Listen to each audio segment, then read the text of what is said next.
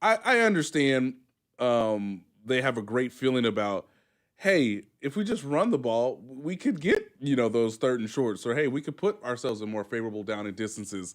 But also it wears out the defense because you're on the field for 42 minutes. And so the Colts being on the field constantly did them a good bit of service in the fourth quarter and overtime. Yeah, something to we had to listen in every press conference that we were sitting in last week, the term hard runs coming out over and over and over. Hey, we finally got an opportunity to see that on Sunday with Kareem Hunt getting a ridiculous number of touches. I have to hope that man is going to be in good enough shape on Thursday because he got a workload on Sunday. We'll see how he does today at practice, right? I would not give him a ton of work, to your point. There's a feeling that, Kareem could have always done this, and it was about Andy trying to manage him over the course of the season, especially once you didn't have Isaiah Pacheco, who was injured with the knee injury after the win against the Commanders. So they wanted to develop Rashard Smith, but they never want to give him the ball to actually run, to actually play the position he plays. So they were sort of like, I understood, like, okay, if you don't want to give him the ball against the Buffalo Bills, I can kind of understand that because you do have the bye week. You want to make sure that, like, he's as fresh as possible for the stretch run. But then, of course, it's like, but then you didn't give him the ball against the Denver Broncos. Yeah. So what was that? And so now they've pushed their chips all in on him. And the belief has to be that he's going to have to split more touches with Isaiah Pacheco, who is, clearing to, or I should say ramping up to play Thursday because they need him more than ever now because Kareem Hunt, didn't even come close to talking to reporters, guys. That's how much he was like beat up. He was like, no, I can't even open my mouth right now, guys. Just like more ice, more ibuprofen, more massages. Like it's gonna be fascinating to see like how many guys practice, even what the practice regimen is today. Like you'd almost want to do it more like a walkthrough because that was such a physical demanding game for 5 quarters, and now you got to go on the road and do it again. So all credit to Kareem Hunt for willing himself to get over 100 yards. By the way, no one had 100 rushing yards on the team all year until Sunday. It took 30 attempts, but congratulations, boys. We reached the 100-yard milestone. Excited to see how they figure this all out, which I think will put a little bit more of the burden on Mahomes, because hey, you can't give Kareem Hunt maybe even 20 carries on Thursday's game.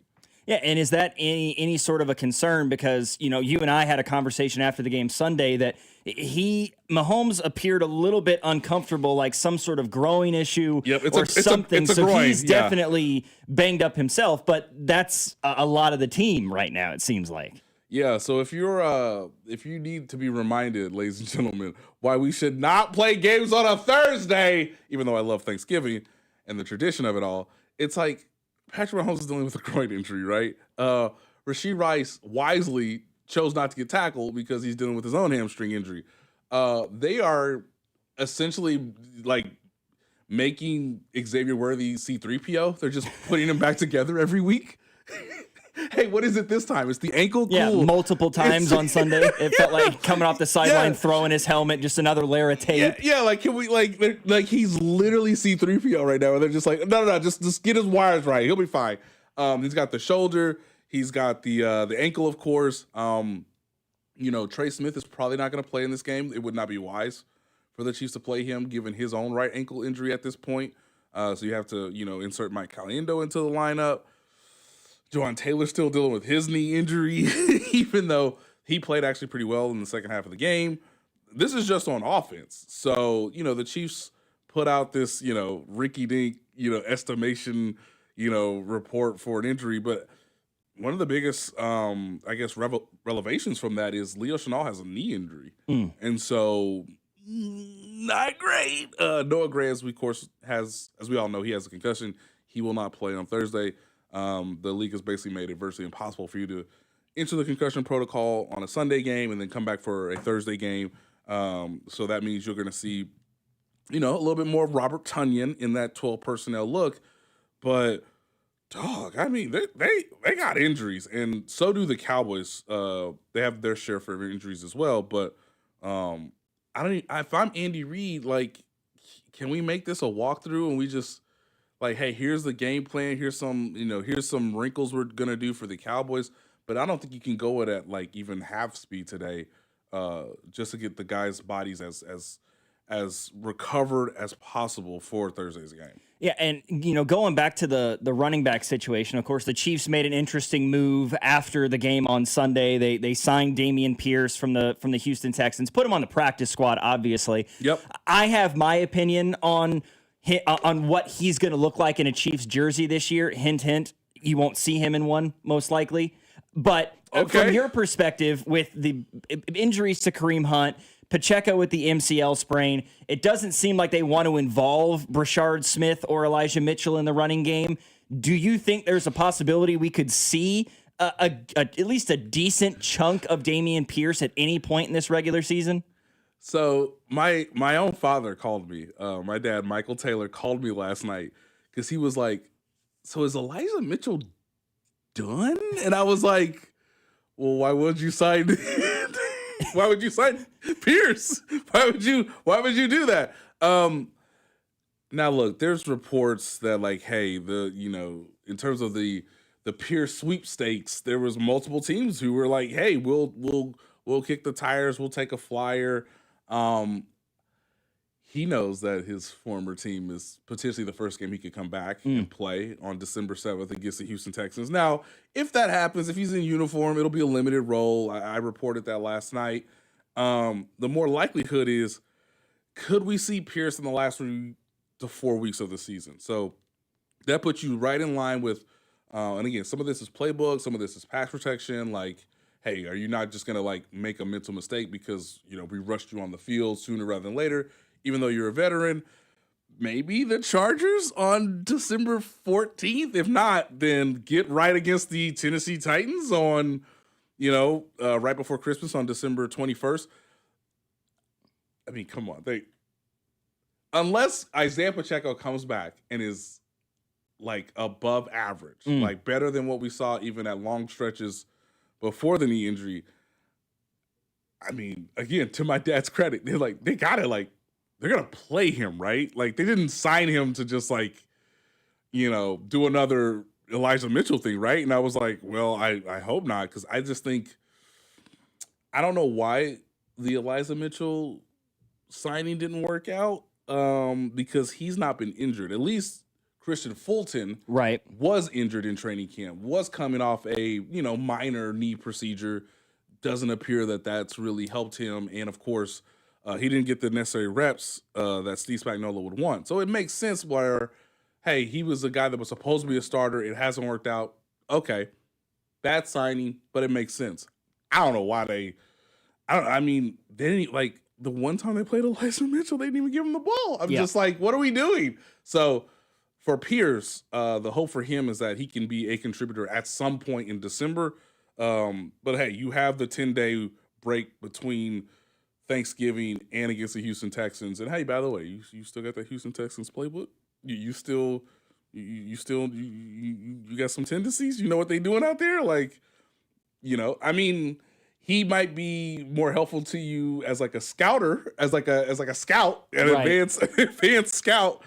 But hopefully we'll see him in uniform in December. I hope you're right. I'm not holding my breath because this just feels like what the Chiefs have done over the years is they bring Dameon Pierce, DMP. Dameon Pierce, Josh Uche. They bring in these guys and you're expecting them to do something with them, and then it just never comes to fruition. Right. You mentioned earlier Kareem Hunt, first 100-yard rusher the Chiefs have had this year. First 100-yard rusher for the Chiefs since Kareem Hunt last year. Isaiah Pacheco didn't even have a 100-yard rushing game last season. Right. No, it was Kareem Hunt twice. Also on Sunday, the Chiefs had their first 100-yard receiver in Rashee Rice, who had 8 receiving yards in the first half and finished with 140. Like, what changed? What happened in the second half of this football game that allowed for not only Rashee Rice, but the entire offense to figure it out? It took the coaching staff longer than you would want, but it was clear that Lou Anarumo, the very good defensive coordinator for the Indianapolis Colts, said, I want anyone other than Travis Kelce to beat us. So they played a lot of man. As we all know, he dropped 8 into coverage at times. And what was weird is that, like, I didn't know what kind of routes Rashee Rice was running in the first half. It was very strange for them to say, like, okay, well, we're going to do something simple, right? We're going to let everybody in the stadium know, hey, guys, our backs are against our own end zone. We're in shotgun. You know it's an RPO. But hey, it's an easy route for Rashee Rice. He's gonna be wide open on the slant. Oh, but the defensive end who we didn't block. Oh, he knew it was a read option too. Oh, it's really a run. It's really a pass option. Yes. So they tried to get him involved early. And basically, they handed the Colts 7 points, and he would have had a touchdown. I can't remember if this was the first half or second half, but I think he would have had a touchdown if Mahomes placed the back shoulder throw a little bit better in the red zone. Once the Chiefs realized that the Colts were playing more man coverage with a little bit of a cloud sort of, strategy to Travis Kelce, again, hey, please don't beat us, Travis Kelce. Like, please don't. And they started actually running more, crossers, man-beating routes for Rashee Rice. He actually used his yak to great success. That was one of the biggest things that I thought was most interesting. And, of course, that 4th and 3 play, which, again, kind of the season on the line, fourth quarter, got to get in field goal range at least. They run that play for Rashee Rice to beat man coverage with a little bit of a rub route on Travis Kelce. Congrats to him. Let's give Travis Kelce a nice golf clap. He also didn't take out Rashee Rice's shoulder. He's learned his lesson from Sao Paulo. It's like, oh, yeah, because I was thinking about this. When was the last time we saw Travis Kelce run a crosser the opposite direction of a receiver? Yeah. That's right. When Xavier Worthy's season was almost blown up on the third play. So Travis Kelce does a good job on his hesitation, sort of slowing down route, sets up the rub, the pick, however you want to call it, for Rashee Rice. He makes a great catch, even though the ball wasn't like perfectly accurate. So I just thought, man, he finally got in rhythm with his quarterback in a gotta-have-it situation the first time this year because of the 6-game suspension, and now he has a hamstring. Yeah. So, by the way, don't need to see Rashee Rice today at practice. Don't really need to see you, bud. Like, stay in the treatment room forever and a day, and let's see you on Thursday. But at least it was a good process from the coaching staff to realize, hey, we can't rely on Kelce, so we got to start actually calling more plays to run away from coverage for Rashee Rice, for Xavier Worthy, and that's one of the reasons why they won the game. It's great to see, though, that for what the Chiefs were thinking Rashee Rice could be as a number one receiver, he at least showed it in the second half against a quality opponent in the Colts. Yeah, against a really good set of corners with Sauce Gardner and Charvarius Ward, who have eventually, left with an injury. I also thought it was kind of interesting. We've seen it all year long, and this dates back to the preseason and training camp, the get your hamstrings ready. We're going to try to open things up and throw the deep ball more. It seemed like on Sunday against Indy, there was far less of an emphasis on they still threw a couple, the one to Tyquan Thornton that was a little bit deep down the field, but that was in the second half of the game. It wasn't early and often. It wasn't scripted into the first 15 plays necessarily. What did you make of that change in philosophy of not trying to maybe force the deep ball and keep the secondary honest a little bit more? Yes, and especially against that defense too, because of the corners you just mentioned. Like, maybe it's not the best thing for us to try to go deep because you're also trying to protect the quarterback a little bit. Now, Indianapolis doesn't have like a great pass rush, but they're capable. It was fascinating to me that, again, I think someone said this on Twitter, and I wish I could give them credit. Maybe I can find it. But it was like, hey, to your point that they did not throw the deep ball was actually proof that there, in some cases, ladies and gentlemen, in small doses, cyberbullying works. They bully. We as a community bullied your hometown team into, hey, maybe run the ball more. Yeah. Maybe get in under center, maybe a little bit more play action. Try to beat him in the intermediate zone, not necessarily deep, which, again, that worked in the second half. It just proves that, like, they are more than capable of being an offense that doesn't have to do it one specific way. Like, it's really nice. It's really cool when you connect on a deep shot. But like we said earlier, Xavier Worthy is really banged up. So you're not getting the, best possible scenario from him as a deep threat. Now when teams see Tyquan Thornton on the field, they immediately go, oh, he's running deep. And to your point, when they did try it, they're like, oh, there's two Colts because he's running deep. It's just like, all right, so maybe we should go away from our tendencies a little bit.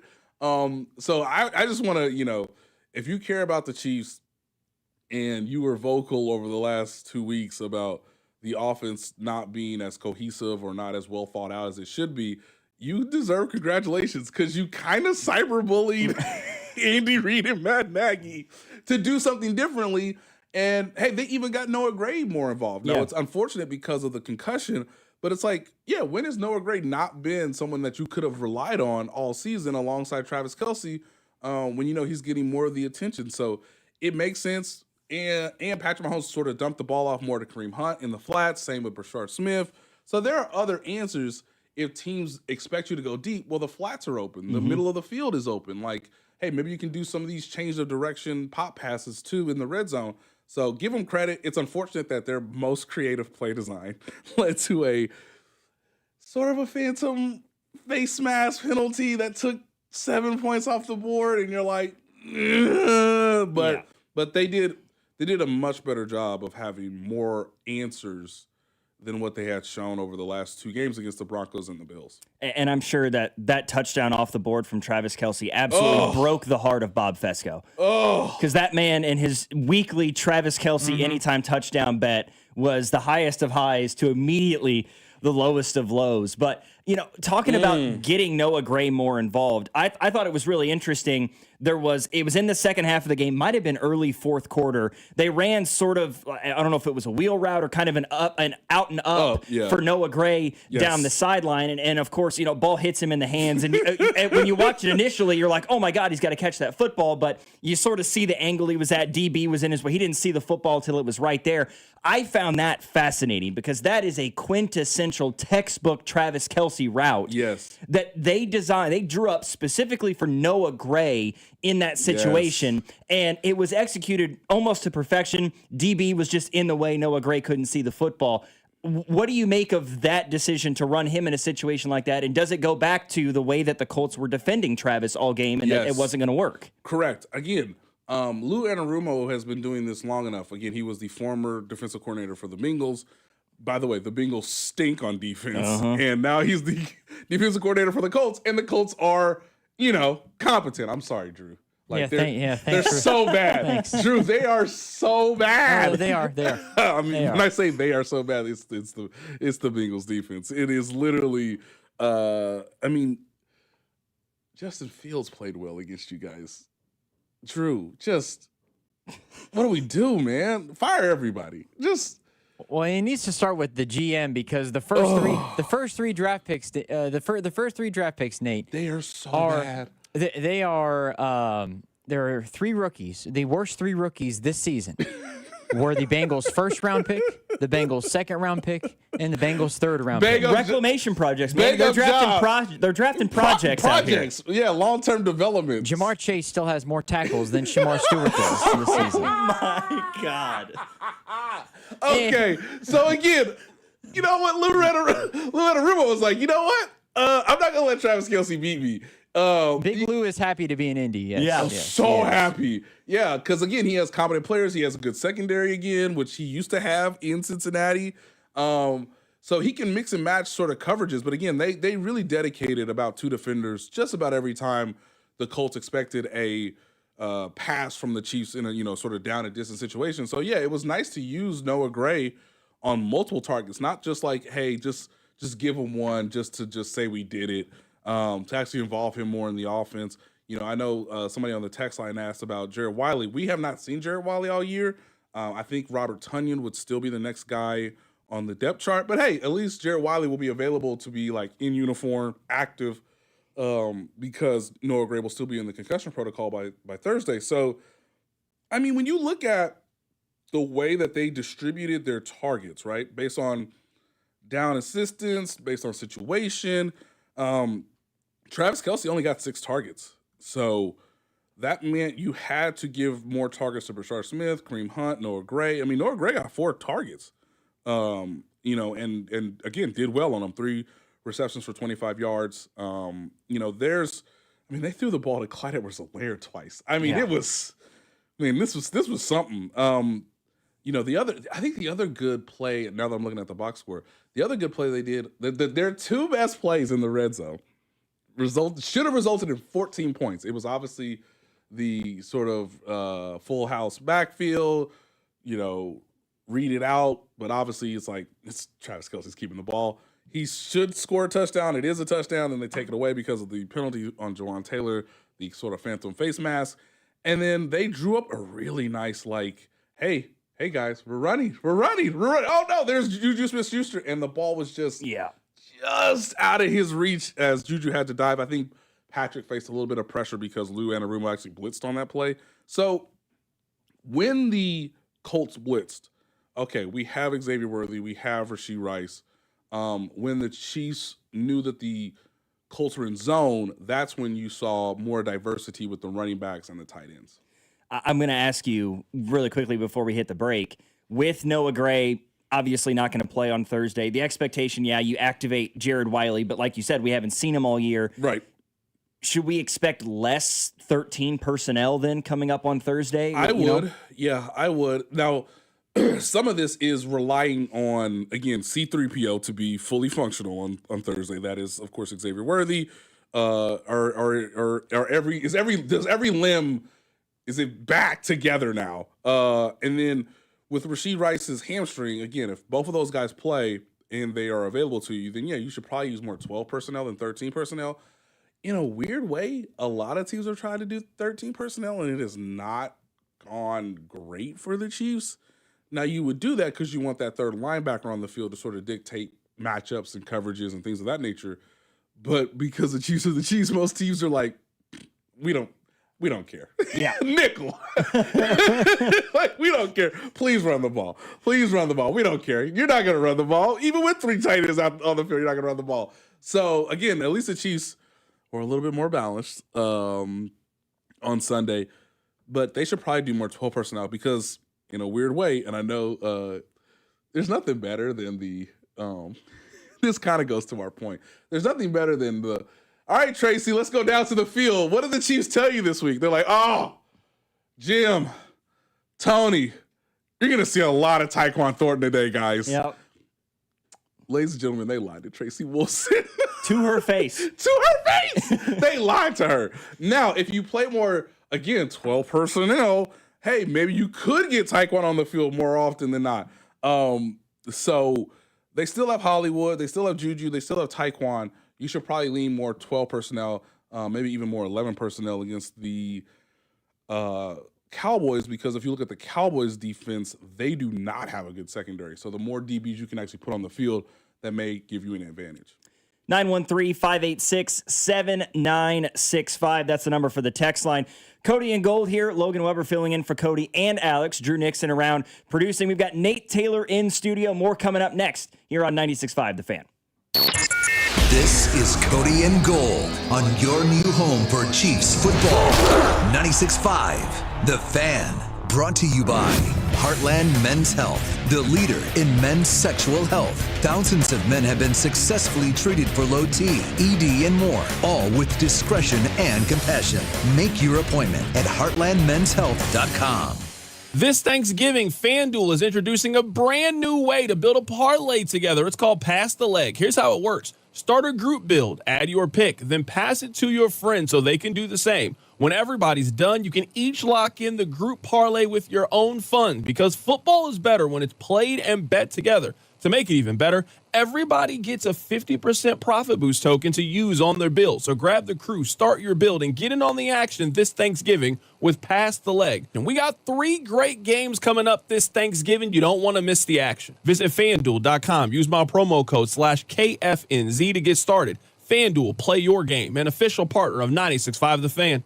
21 and present in Kansas. Opt-in required. Bonus issued. Non-withdrawal property token. Restrictions apply, including any token expiration and max wager amount. See terms at sportsbook.fanduel.com. FanDuel is offering online sports wagering in Kansas under agreement with Kansas Casino, LLC. Gambling problem? Get up with your best bet. Call 1-800-522-4700. Visit kansasgamblinghelp.com. More than a few of our patients have talked to me about their first time, but it's not the first time you're probably thinking about. It's the first time that erectile dysfunction ruined the moment. This is Jeff for Heartland Men's Health. And if you're over 50, it's likely that you've had that first time yourself. But the good news is that if you're like most men, that first time can be the last time that ED impacts your sex life. At Heartland Men's Health, we're experts in treating ED. We've treated tens of thousands of men using protocols with success rates well over 90%. And those treatments have, in most cases, made sex great again for both them and their partners. You could even find that you're performing like you haven't in years. So if ED has been affecting your intimacy, it's time to make the last time that happens the last time that happens. For just $99, you'll receive blood work, a medical consult, and if medically advised, a test dose. And if that test dose doesn't work in the office, your visit is free. Call 844-447-6600. That's 844-447-6600. Or go to heartlandmenshealth.com. Every now and then I rinse it out, and I need Downy rinse tonight, and I need it more. My kid wears the bed and the smell never leaves. I don't know what to do, I'm always in the dark. The sweat and dead short smells like a dog park. Downy rinse it tonight. Downy Rinse fights stubborn odors in just one wash. When impossible odors get stuck in, Rinse it out. As a mom, comforting my family is what I do best. Vicks Vapor Stick provides soothing, non-medicated Vicks vapors in an easy-to-apply stick, and it dries fast, so there's no mess. I use it to comfort myself and my family. Thanks, Mom. Vicks Vapo Stick, soothing comfort for the whole family. And try Vicks Vapo Shower Max for steamy Vicks vapors when you need more comfort for yourself. Use as directed. We're on a mission to get everyone high-quality health insurance and better health. We have plans with low out-of-pocket premiums. For coverage to start January 1st, you must enroll by December 15th. Go to ambetterhealth.com/enroll for your free, no-obligation quote. That's ambetterhealth.com/enroll. Ambetter Health, on a mission for better. Ambetter Health is the brand name for health insurance products underwritten by subsidiaries of Centene Corporation. Go to ambetterhealth.com to see offerings in your state. This is a solicitation for insurance. Hey, I'm Mike Slater. My dad passed away at the age of 63. It's out of nowhere. Had a stroke. Super hard, obviously, for the whole family, but my dad had life insurance. This is why I have life insurance for my family, for my wife and 4 kids. And the best place to get life insurance is ethos.com, because you can do it in 10 minutes. And there's no medical exam and no blood test, just a few health questions. Get life insurance in 10 minutes so your family is protected. Ethos, ETHOS, ethos.com/life. Are you tired of online threats? Then get an antivirus. It's the only online protection you will ever need. Disclaimer, an antivirus is just half protection online. It will not protect you from snoopers or encrypt your online traffic. So this Black Friday, get better online protection with NordVPN. NordVPN will encrypt your traffic, protect you from malware and phishing, and stop annoying ads. Get the NordVPN Black Friday deal with 73% off and enjoy 3 extra months. Stuck in a job that just isn't getting it done? Maybe it's time to go for IT. Whether you're just starting out, switching careers, or a military veteran ready for change, My Computer Career can help you launch a rewarding career in IT in months. No prior experience needed. Why spend years getting a traditional degree when your future in IT can start right now? Take the free career evaluation at mycomputercareer.edu today. Your most powerful upgrade? Your career. Go for it. Go for IT. Financial aid is available to those who qualify, including VA benefits.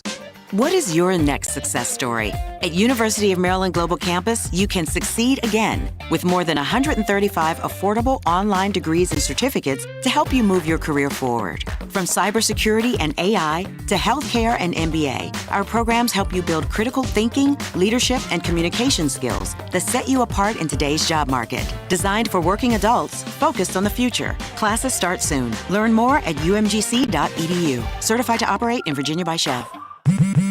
At Straight Talk, we know the holidays are your time to say yes. So why put up with a wireless company that makes you say out of data? Or no service here? Switch to Straight Talk and say yes to real unlimited data on a reliable 5G network covered by Verizon. And with a free 5G phone when you activate select plans, someone else in your family can say yes! Available at straighttalk.com and Walmart. Based on RootMetrics State of 5G Report, United States 1H 2025. Experiences may vary. Not an endorsement of Verizon. For network management practices, visit straighttalk.com. Wesley Financial Group is not a law firm, and Chuck McDowell, definitely not an attorney. This is Chuck. Do you feel stupid for buying a timeshare?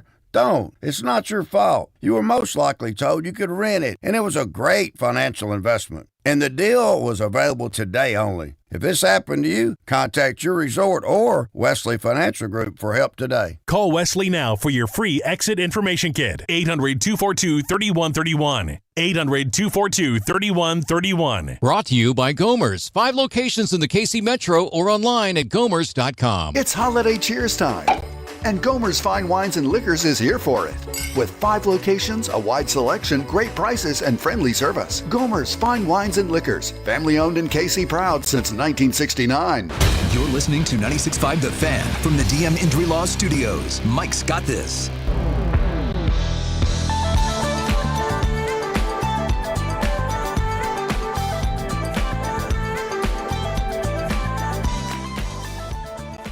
Cody and Gold here on 96.5 The Fan, your home for Kansas City sports. No Cody, no Alex for today's program. Logan Weber in here with you for the next couple of hours. Drew Nixon behind the glass producing, doing a great job as always. We've got Nate Taylor, ESPN beat writer for the Kansas City Chiefs, in studio with us now. And Nate, we talked a lot about the offense in the first part of the show here. I kind of want to go back to the defensive side of the football, because that game on Sunday felt like vintage Steve Spagnuolo, especially in that second half. I remember lots of conversations in the press box on Sunday of, why aren't they blitzing? Like, why aren't they trying to speed up Daniel Jones and his process? And then the second half of the football game hits, especially that fourth quarter and overtime, and that's exactly what they did. What do you make of the defense's performance and what Spags dialed up that led to, what was it, 7, 8 consecutive 3-and-outs that the Colts had in the second half of that game? It felt like this was their last great stand,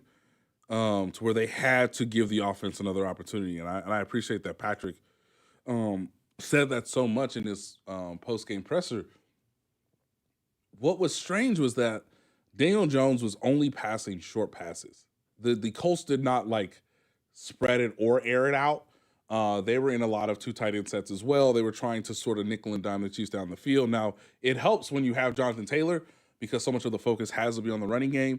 But once the Chiefs felt like, okay, we got to get the ball back sooner rather than later. And again, I put this on Twitter during the game. The Chiefs are, under Steve Spagnuolo, not a unit that is looking to take the football away. They are not a unit that sort of says, hey, let's just get turnovers in bunches. They are more sort of sound discipline and, again, trying to be the aggressor. So Chris Jones plays amazing. That's the first thing, is that, like, hey, the Kareem Hunt fumble happens. The very next play, Chris Jones just destroys the Colts' plan. All right, so now you're in 2nd and 12. Again, your back's in your own end zone. And so now Steve Spagnuolo can get aggressive. You can blitz off the edge with Chamari Connor. And now Daniel Jones does feel sped up with the crowd involved. And it was like an avalanche at that point, because once it became clear that, hey, they got a 3-and-out, even though you turn the ball over in the red zone, the Chiefs get the ball, decent field position, go right down, score a touchdown. Okay, now it's on. All right, now there's about 8 minutes left in the game. Let's see it, Daniel Jones. Like, let's see you lead your team to a road victory when the crowd is, very hostile. Chris Jones is on a heater at the moment. And now Steve Spagnuolo is going to ask you the questions. Do you have the answers to the test? Because we're going to blitz. And they did zero pressure. They did coming off the nickel spot. They did a couple of zone pressures that I thought were very interesting too. And then when you tackle well, it puts all the pressure on the quarterback. Hey, as much as I love Shane Steichen, he probably should have handed the ball to Jonathan Taylor a couple of times just to take time off the clock. Instead, he saw that the Chiefs were not worried about the deep pass. And so it's like, hey, can we find the hot read for Daniel Jones? He could not. He was not accurate. And it was amazing to see that, like, oh, yeah, when you had to get stops, the Chiefs, like, resorted to, like, who they are. Like, that is their identity. And I don't, if you're a Chiefs fan, you do not want them to forget that at any point, right? Like, moving forward, I don't care what the metrics say. I don't care who the other quarterback is. Make him feel the pressure of, I got to get the ball out sooner than I want. I got to go through my reads faster than I want. And with the majority of these games being in Arrowhead moving forward, use the crowd to your advantage. If Chris Jones can maintain what he did on Sunday, now it's asking a lot for him to do it, 2 games in 5 days, but that's the job. So if he continues to play really, really well in the second half of the season, then Spags can call these blitzes, and at least the secondary is not terrible, right? Like, Jalen Watson's in position when that pass gets thrown on third down, and it's like, yeah, you're not getting there because he's man-to-man coverage. You know what Trent McDuffie's going to give you. Jaden Hicks was on the field a little bit more in the second half. I thought that was important. I know people have asked about Noah Williams. I don't know, guys.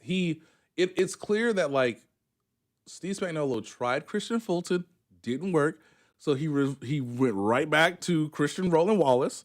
And so I guess if I looked at the depth chart right now, Christian Roland Wallace is ahead of Noah Williams.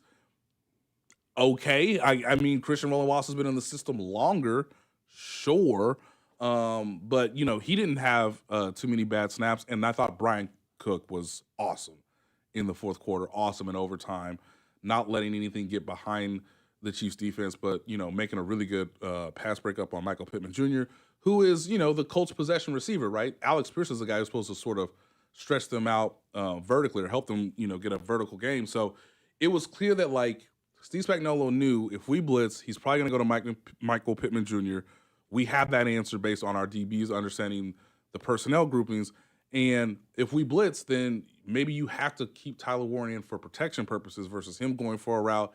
It was a masterful job. And I don't think the Chiefs have ever had a game of importance where they got 4 straight 3-and-outs to end the game. I mean, that's basically pitching a shutout from the fourth quarter on.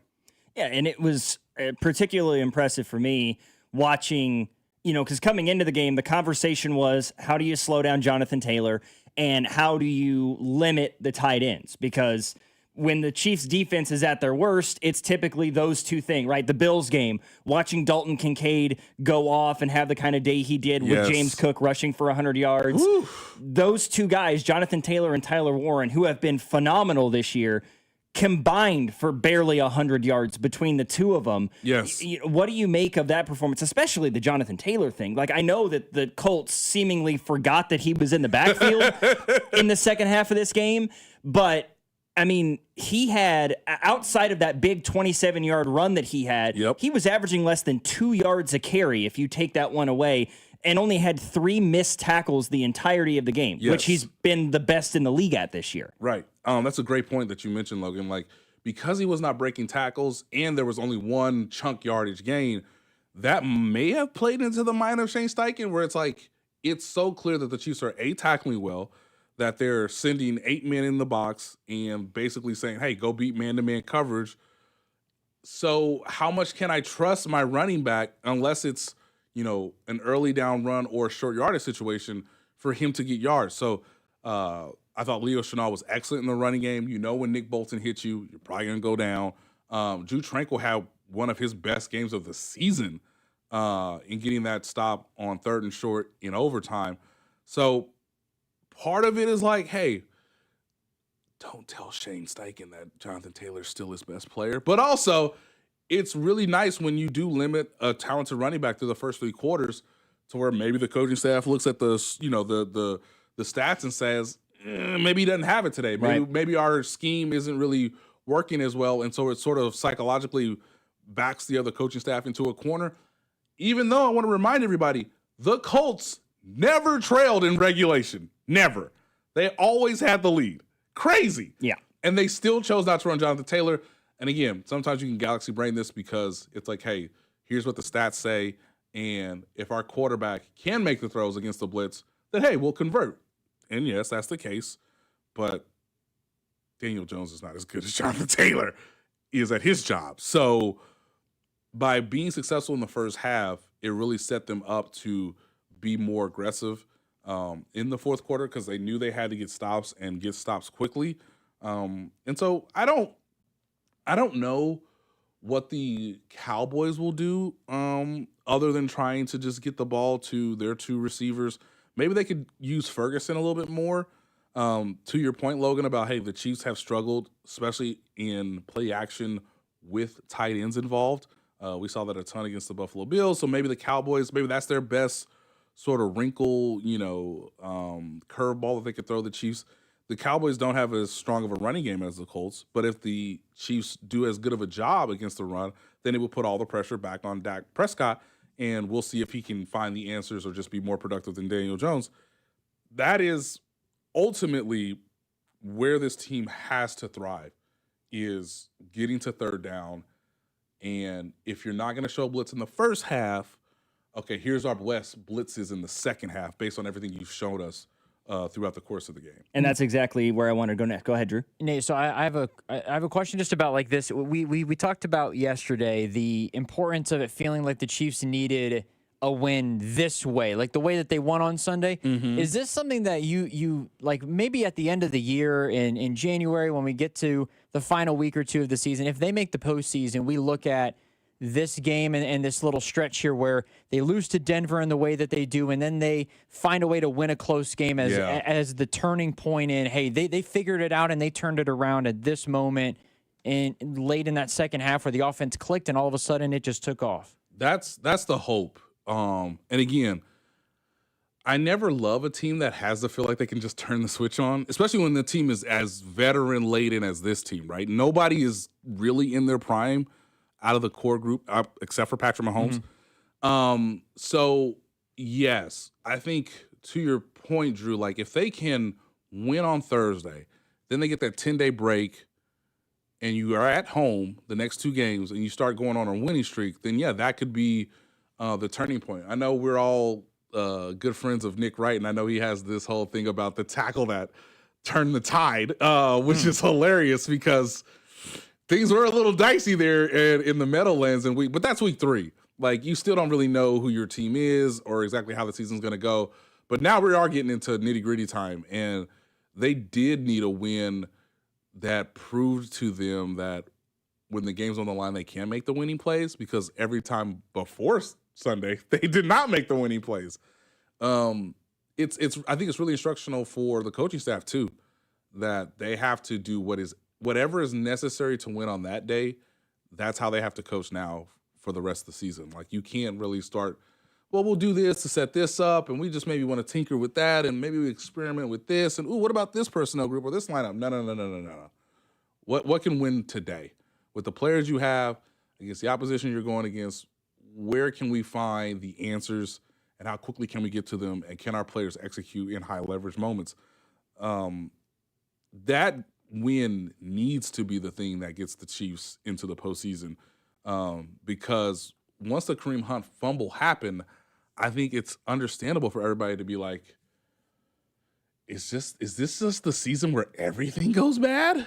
Everything, even Kareem Hunt fumbles, who never fumbles the ball.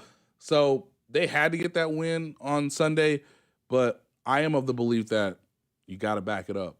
Sunday's game will not matter if you cannot, in front of everybody. There will be no other football game on. Everybody will be watching you. If you can't back it up against the Cowboys, man, you just made things just as difficult, just as dicey as it was before kickoff against the Colts. So the hope is they need that win to sort of reaffirm themselves that they are a championship caliber team.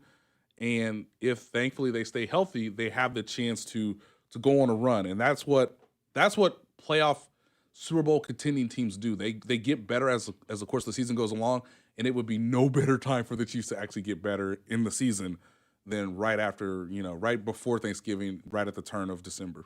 And this is going to be an interesting game on Thursday, because I think it's fair to say over the last month, the Chiefs' defense has been the better of the two units. Yes. And they're matched up with the league's best offense in terms of total yardage in the Dallas Cowboys against the Chiefs and their offense that has been sputtering for the better part of a month, going up against the league's 31st best defense, right? They're the second worst defense in the National Football League. Sorry, Drew. And I'm curious how you see this matchup playing out. You know, this Cowboys team, especially in the passing game, is really, really bad defensively. Yes. But the Chiefs have kind of feel like they've been grasping at straws, especially now you consider injuries to both Rashee Rice and Xavier Worthy. Yeah. There's potential for this game to be a shootout because these quarterbacks are so talented about getting chunk plays when necessary, rallying their teams when necessary. You know, that was one of the biggest questions about Sunday's game is, wow, they're down 11 points. And, like, do I have a ton of confidence in them coming back from a double-digit deficit? Let's see. Now, thankfully, they did it. But, you know, who will Trent McDuffie go against more? Will it be George Pickens? Will it be CeeDee Lamb? That'll be fascinating. Who do you double more often? Do you show that pre-snap just to say, hey, please don't throw it over here. We'll take our chances with this guy. Again, Ferguson is the one that I would circle most for the Cowboys.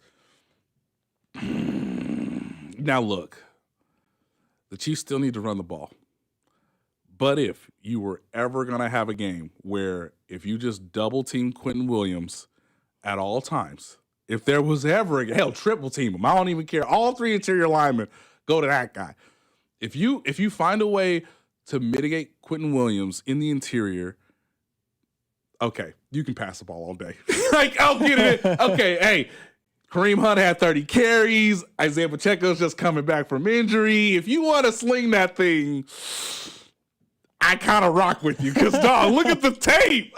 Yeah, they're 30. I mean, I think they're like third worst passing defense in the National Football League. It's horrendous. It's like 250 a game. And again, you want to get more DBs on the field against them versus what we saw in Buffalo. Or hey, Denver's got like 4 really good DBs. We don't want to have more DBs on the field. We actually want to remove them off the field. Same way with the Colts. So you might actually want to spread it out a little bit more. You're going to be in climate control conditions. Patrick Mahomes historically plays really, really well in the dome. Hey, just don't have a back-breaking turnover to start the game where you hand the other team 7 points. Yeah. Like, hey, how about you not do that on Thursday? How about you get off to a fast start? That's been one of their underlining biggest issues, Logan, is they do not score points in the first quarter. It's appalling. They had 0 points in the first quarter against the Colts and won the game.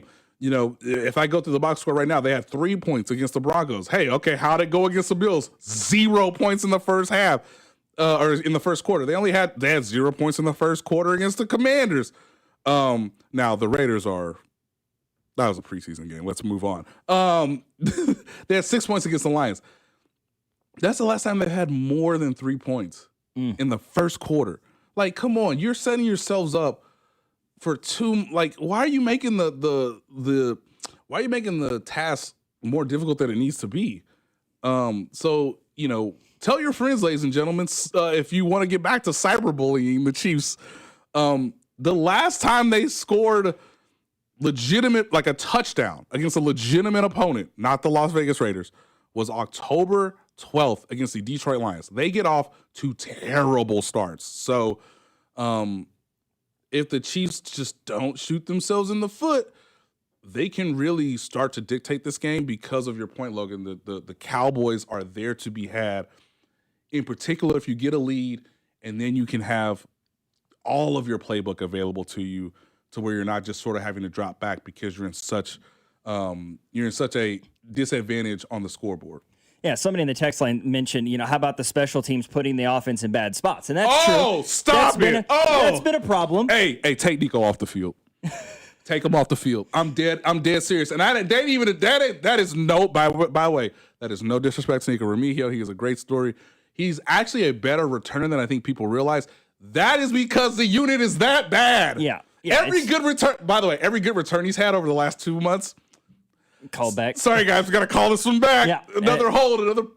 They had a block in the back on a punt. Yeah. How? What are you doing? Yeah, it's not great. And it forces Nico into like this. By the way, you're not Dante Hall. So I don't ever want to see you catch a punt inside the 10-yard line ever again. Or catch it with a guy literally half a yard away from you. But because Nico doesn't play offensive snaps and because his job is to be the punt returner, he's trying so hard to make something happen. Like, I gotta give our guys a spark. I gotta give us better field position. I gotta do that. No. Take him off the field, play 10 on 11, punt the ball. We'll take it wherever the ball lands. Yeah. Like, because guess what? No penalties. You're not going to be in a worse sort of position to start the drive. Like, I really, truly mean this because Nico's trying too hard, which is totally normal. He's a human being. He wants to be a reason why the team wins and not why the team loses. The other 10 dudes ain't giving you a shot. Yeah. So stop it. Yeah, just hell, you might as well say we rushing all 11 against the punter. Why not? Why not? And just see if he shakes it. Yeah. You would get better field position than what you're getting already. And punters in the league have gotten so good that, like, yeah, catch the ball at the 10-yard line and do nothing with it, or he's going to punt it at the 10, it's going to land at the 10. It really doesn't have a great impact. And the number of times that he's fielded a punt, like, inside the 5-yard line has been insane. And look, man, you're talented. You made the team. He had really good returns in the postseason last season, guys. So those are against quality opponents. You ain't Dante Hall, dog. No one's Dante Hall. Come on, man. Like, it's just not happening this year. It's just not happening. So for a quick review of Sunday's game, they got possession at the 30 because that was based on a touchdown.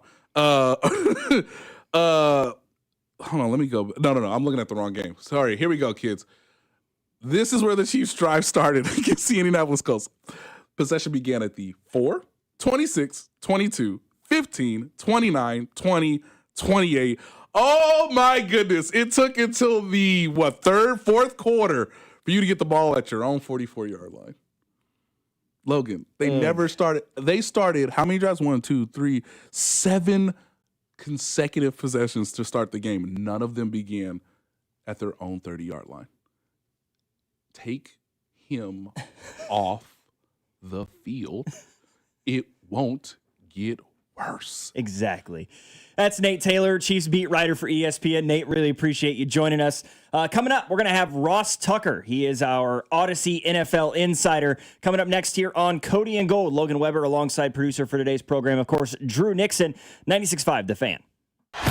What's up, Chiefs Kingdom? It's Creed Humphrey. You're listening to Cody and Gold, weekdays 10 to 2 on your home for Chiefs football, 96.5 The Fan. Brought to you by Heartland Men's Health, the leader in men's sexual health. Thousands of men have been successfully treated for low T, ED, and more, all with discretion and compassion. Make your appointment at heartlandmenshealth.com. This Thanksgiving, FanDuel's introducing a brand new way to build a parlay together. It's called Pass the Leg. Here's how it works. You start a group build, add your pick, then pass it to your friends so they can add theirs. When everyone's done, you each lock in the group parlay with your own funds. Because football's better when it's played and bet together. And to make it even better, everyone gets a 50% profit boost to use on their build. So grab your crew, start your build, and get in on the action this Thanksgiving with Pass the Leg. Visit FanDuel.com/Alex to get started. FanDuel, play your game, an official partner of 96.5 The Fan.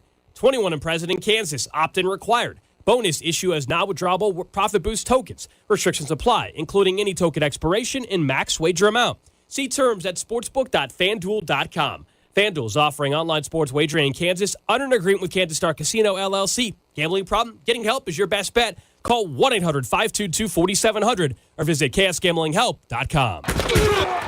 Every big play starts with a first down, and every financial future starts with the right partner. Main Street Credit Union is not-for-profit and member-owned, which means we invest in you with guidance that's clear, tools that make sense, and people who actually listen. We're here to help you move the chains. Whatever your next move is, auto loan, savings goal, or paying off debt, let's make it one play at a time. Visit MainStreetCU.org to get started.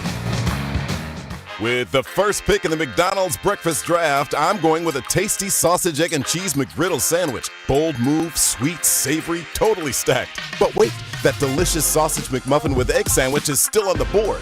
Lucky for me, McD lets you mix and match two for just $5. And right now, any size iced coffee is only $1.89. Breakfast at McDonald's. That's the real winning deal.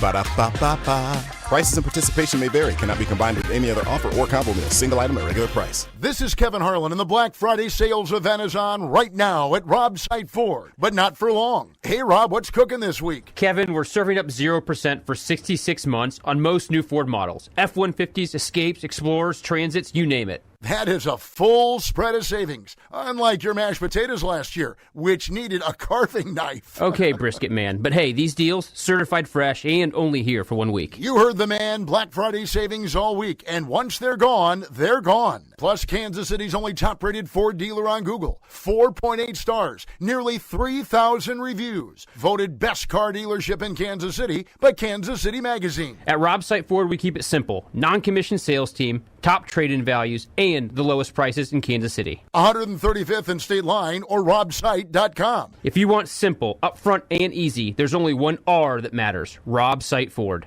Rob Site Ford. Buy right with Rob Site. And maybe leave the mashed potatoes to someone else this year. The end of the year is rapidly approaching. We want to say thank you for another successful year as your neighborhood plumber.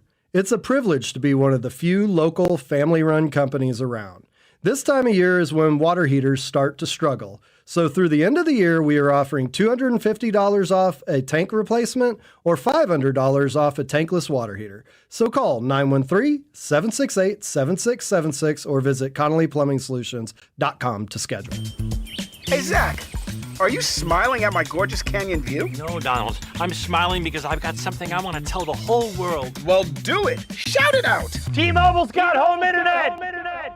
Whoa, I love that echo. T-Mobile's got home internet. How much is it? Look at that, Zach. We got the neighbor's attention. Just $35 a month. And you love a great deal, Denise. Plus, they've got a 5-year price guarantee. That's 5 whole trips around the sun. I'm switching. Me too. Yes, T-Mobile home internet for the neighborhood. Donald, you still haven't returned my weed whacker. Carl, don't you embarrass me like this, please. What's everyone yelling about? T-Mobile's got home internet. And Donald's got my weed whacker. Yes, T-Mobile's got home internet. Just $35 a month with auto pay and any voice line. And it's guaranteed for 5 years. Beautiful yodeling, Carl. Taxes and fees apply. See T-Mobile.com/ISP for details and exclusions. Jefferson's Wings, Burgers, and Oysters. Located in Lenexa, North KC, Lawrence, Topeka, and Joplin.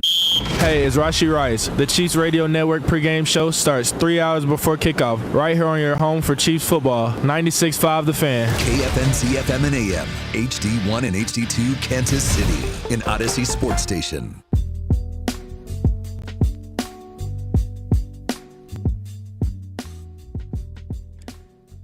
Cody and Gold here on 96.5 The Fan. Thanksgiving holiday, surprise, surprise. Cody and Alex are taking some time off. Logan Weber in here with you alongside producer for the program, as always, Drew Nixon. We're going to have Ross Tucker on with us in just a moment. That was an interesting conversation that we had with Nate, obviously. The one thing I didn't have a chance to get to with him was talking about the red zone struggles for the Chiefs. Because if you just look at them overall for the season, they're in the top half of the league. They're 14th in red zone conversion percentage. But over the last 4 weeks, they're converting at a 30% clip. It's been that bad. And yeah, of course, Sunday was no different. 1 for 6 in the red zone. But on the line with us right now is Odyssey NFL insider Ross Tucker. Insider calls are brought to you by Nationwide. For your insurance and financial needs, Nationwide is on your side. And I want to get to the NFL as a whole, obviously, Ross. But before I do that, I want to get your perspective on Sunday's game, because for the first time all year, we've heard the complaints about the Chiefs winning ugly.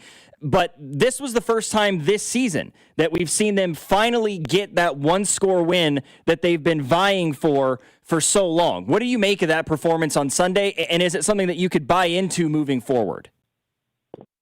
Yeah, I mean, I think to me, it's not really as much about winning the one-score game. I think that those things have a way of evening themselves out a little bit. I think it's frankly bizarre that they won 15 in a row and then lost 5 in a row. You know, it's not supposed to work that way. I would say with Mahomes and Andy Reid that they probably should win, close to 75% of those probably, but it's usually more like win 2, lose 1, like that, as opposed to all at one time. I think what was more important to me about this game is they were clearly the better team. Latu gets the interception and the Colts score off of that. But when you look at the statistics and Hunt rushing for over 100 yards and what Mahomes was able to do, obviously they had to dig deep to ultimately get the win late, and it would have been disastrous if they lost it. But my point would be they clearly outplayed the Colts. They were clearly the better team in the game, and that's probably what matters the most, because there's a decent chance these teams play against each other in the playoffs. For them to go out there and hold that Colts team to what they did, I don't know what the total yardage was, but it felt like, the Chiefs outgained them by 100 or 200 yards. They were pretty clearly the better squad. And, asking you just briefly here about the conversation that I was having at the beginning of the segment, which is the red zone issues. This is a Chiefs team that seems to be the best in the league from their own 20-yard line to the opponent's 20-yard line, and then it seemingly stalls out. They struggled against Denver in the red zone, struggled even worse against Indianapolis in the red zone. Is there a huge level of concern there, or is that something that people should believe that Andy Reid and Patrick Mahomes and this Chiefs team can sort through here over the last month or so of the season? Definitely a level of concern. I don't really understand how they're struggling like this. You're talking about maybe, if not the best red zone quarterback I've ever seen, one of the best red zone quarterbacks I've ever seen, if not the best red zone tight end. Maybe you'd say Gronkowski, one of the best red zone tight ends in Kelsey. And guys, I don't know that there's ever been a more creative play caller in the red zone than Andy Reid. You think about some of the shovel passes, whatever that one ring around the rosy thing they did the one time.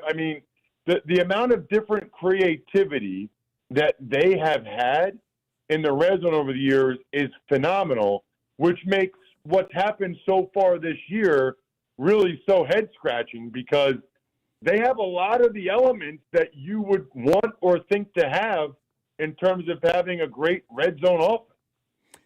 And looking at it overall, it's been a topic of conversation, obviously nationwide, but especially here in the metro area, about, do the Chiefs make the playoffs? What's the confidence level, 1 through 10, that Kansas City is going to be able to get into the postseason? With that win over Indianapolis, are you feeling better about their playoff chances, the same, or even worse by chance?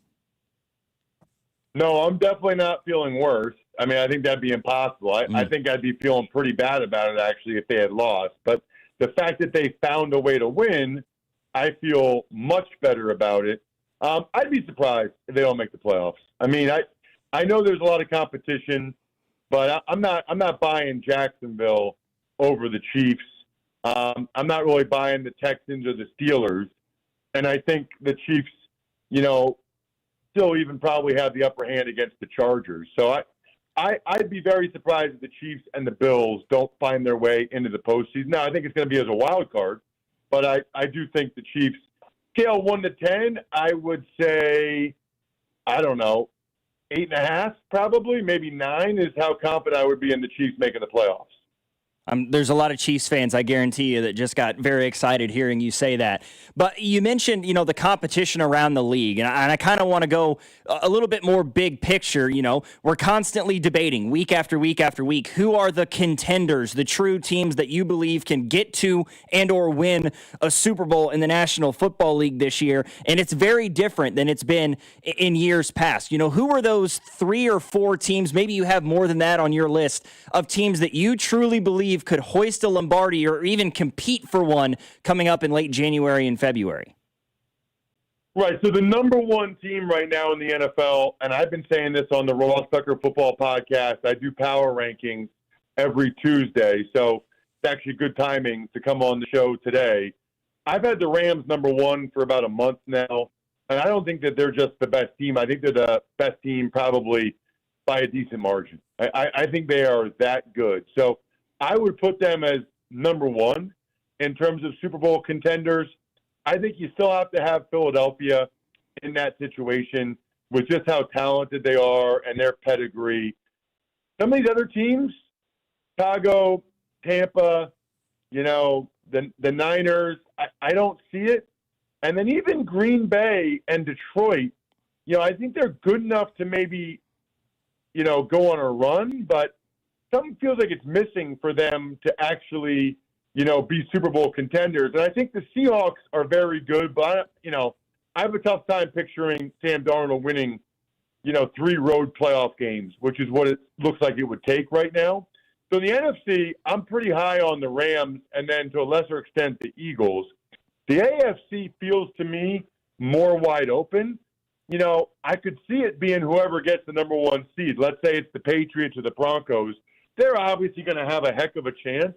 But I still think that if I'm saying legit contenders, I'm still going Baltimore, Buffalo, Kansas City, probably even ahead of New England, Denver, despite what we've seen this year. I'm with you on that, and I'm in complete agreement with you when it comes to the Los Angeles Rams. I think Matthew Stafford, if the season were to end right now, would probably be the MVP of the NFL this year. Talking about the AFC in general, it's a very different league than we're accustomed to seeing. The Patriots, the Broncos, the Colts right now sitting as the top 3 seeds. Of those 3 teams, which one do you think has the best opportunity to hoist the 1 seed in the AFC and get home field advantage throughout the playoffs? Probably the Patriots because of their schedule. Although, them losing both the linemen on the left side of their line for a while now, that's going to hurt. I mean, that will absolutely set them back a little bit. But I would still say it's probably the Patriots. The Broncos are going to still have some tough games, against the Chiefs, against the Chargers. I think the Patriots only have to play the Bills one more time. They've had the easiest schedule to date. They have the easiest schedule moving forward. So I'll go New England, which, that's going to make it tough. You go up to New England in January and, they only have to win 2 home games. They have a chance. I think that a lot of times you kind of have to walk before you run in the playoffs. So I'm not convinced that they're going to be able to get it done, but it certainly gives them an opportunity. Visiting with our Odyssey NFL insider, Ross Tucker. And last night, Ross, we saw one of the Monday Night Football games of all time, an ugly 20-9 win for the Niners over the Carolina Panthers.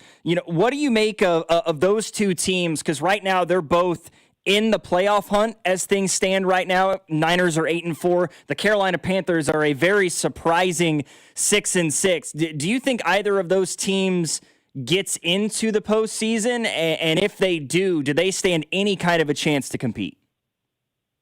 I don't think the Carolina Panthers get there, although they have a chance to win that division now, especially based on Baker Mayfield's injury. That will be something to keep an eye on. I do think the Niners have a pretty good chance to make the postseason now. They've gotten to 8 wins. Now they have a bye, so they can get healthier after this game against Cleveland, but they're decent favorites against the Browns, which means they have an excellent chance now at this point to get to 9-4 before the bye when they start to heal up. So I'm a believer in the Niners making the playoffs. I just think that they lost too much to actually go for a chance to win the Super Bowl. So we kind of got big picture there for a minute. I kind of want to come back to the Chiefs for just a moment. This Thursday game against the Cowboys on Thanksgiving out in Arlington. This is 2 of the best offenses in the National Football League against one of the worst defenses in the Dallas Cowboys. What do you make of this performance for the Chiefs? What's it going to take to get a victory in this one, playing against a team, like I said, that is a true dichotomy with a top 5 offense against a bottom 3 defense in the league? Yeah, well, the Cowboys defense is much better than that now. I would not put a lot of stock in them their overall ranking for the season, because since they've gotten their safeties and Overshown back from injury, since they traded for Quinnen Williams and Logan Wilson, they are much, much better on that side of the ball. They showed that in the second half against Philly on Sunday. They're playing with a lot more confidence. So you've got that part of it. And then the other part of it is their offense is legitimately that good. I mean, George Pickens is on an unbelievable tear right now, and that is what they're going to have to deal with. They're going to have to deal with Pickens, and, the Chiefs have pretty good secondary, pretty good corner, but they're going to be tested for sure. I like that perspective. That's a different perspective than we've heard here in Kansas City, and I really like that point of view that you bring. Ross, appreciate you taking the time here this morning. Insightful as always. Hey, it's my pleasure. Thank you so much for having me. Thank you. That is our Odyssey NFL insider, Ross Tucker, joining us here on the program. Yeah, that's something that I hadn't heard. And really, it's an interesting point. Nobody seems to have wanted to talk about it, myself included, about just how much better the Cowboys offense has been over the last month since the deadline and bringing in Quinnen Williams and Logan Wilson. Plus, I think maybe even more importantly, he mentioned getting their safeties back healthy, Donovan Wilson and Malik Hooker back with the team, because that's been the biggest problem for Dallas this year, has been their secondary. Like I said, I believe that they are 30th. I think they're third worst in the NFL in terms of passing yards per game allowed. I'm curious how much that's changed. I'd like to get into the numbers and see the splits on how that's been different over the last month since getting a guy on your front line, getting a guy in the linebacking core, and then your secondary getting a little bit more healthy. Real quickly, before we get into what would normally be like our trash of the day, is the Dallas Cowboys schedule, or I shouldn't say the Cowboys schedule, the Chiefs schedule for the rest of the year, including this game against Dallas on Thursday. The biggest thing I'll point out, a lot of home games from here on out for the Kansas City Chiefs.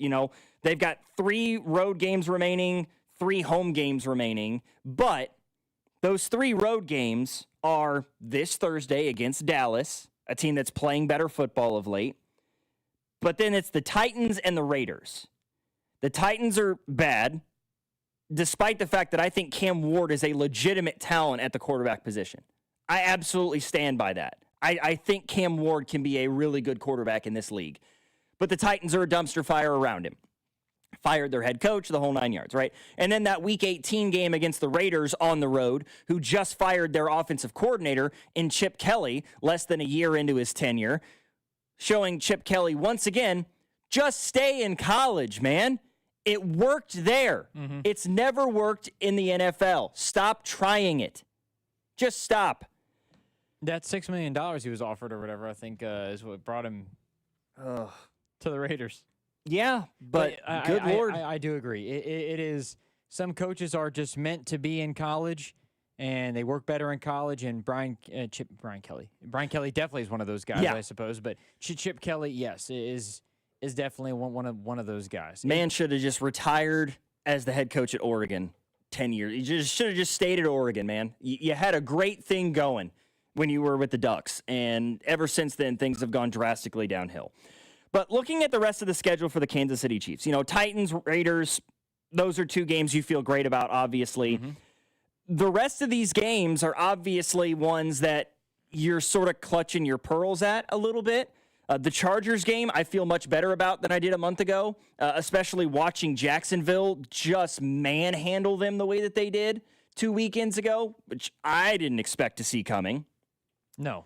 The Cowboys game on Thursday, I do have reservations about, and that was before we talked with Ross, especially now, mentioning the additions of Quinnen Williams and Logan Wilson and the DBs getting healthy. Okay, that changes your perspective a little bit.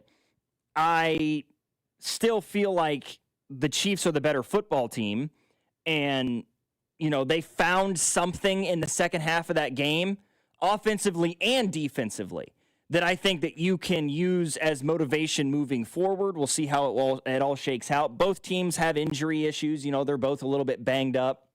George Pickens didn't practice yesterday for Dallas. We'll see if it changes at all today. It probably won't, but I still think he plays Thursday. Mm-hmm. The Texans game, I feel infinitely worse about that game than I did a month ago. Just because of the defense for Houston? The defense is so good, and the offense has been playing better, despite the fact that Davis Mills has been their starting quarterback. I am still not holding my breath on them getting Joe Mixon back at any point, but the Dameon Pierce move, I found that kind of interesting of like, okay, are they trying to free up a spot on the roster for potentially Joe Mixon, another running back? I don't know. Yeah. Their running game doesn't scare me, though. Woody Marks and Nick Chubb have been ineffective at best at times this season, but the wide receivers have gotten more comfortable. We've seen Jaden Higgins and Jalen Noel become much more fluid in this offense, paired with Nico Collins, good tight end and Dalton Schultz. And so I think that there's something to be said for Houston, and that defense is the best in the league. Everybody's talking about Denver's defense, and rightfully so. They got a shot to set an all-time record for sacks in a season. But in terms of team defense, the Houston Texans are the best in football. Yeah, I think to your point, that game just screams 20-17. Yeah, just a slugfest. Just like 6 field goals total in that game. 2 really good defenses, and whichever one can make more stops ends up winning the game. It just feels like that's the way that it's gonna happen. Yeah. It's weird though. Like, so before the season, like I picked them to go 5-5, and then went out from here. Things changed just based on on how a team looks, and it doesn't feel like they've obviously struggled more in close games and haven't been able to win, but it doesn't. This team feels the same as last year, but they're not winning the close games. That's the difference. Where I think a lot of things that we were fed were, hey, the offense is going to look so much better because we're going to have the full complement of wide receivers. We're going to be running up and down the field. The deep ball is going to be back. It's going to look flashy. And we just haven't seen that. And really, for the most part, up until this game, the Chiefs roster, particularly on offense, has been really healthy. Yeah. And we just haven't seen it all click. And I know that Rasheed obviously had a great game and a great second half, but something just feels not bad about this team, but it doesn't. I don't know if we're ever going to get that offense that they were promising or making it seem like we were going to get before the season started, where they're going to be in a lot of one-score games once again, and I don't know why. Maybe it's going back to what Nate said.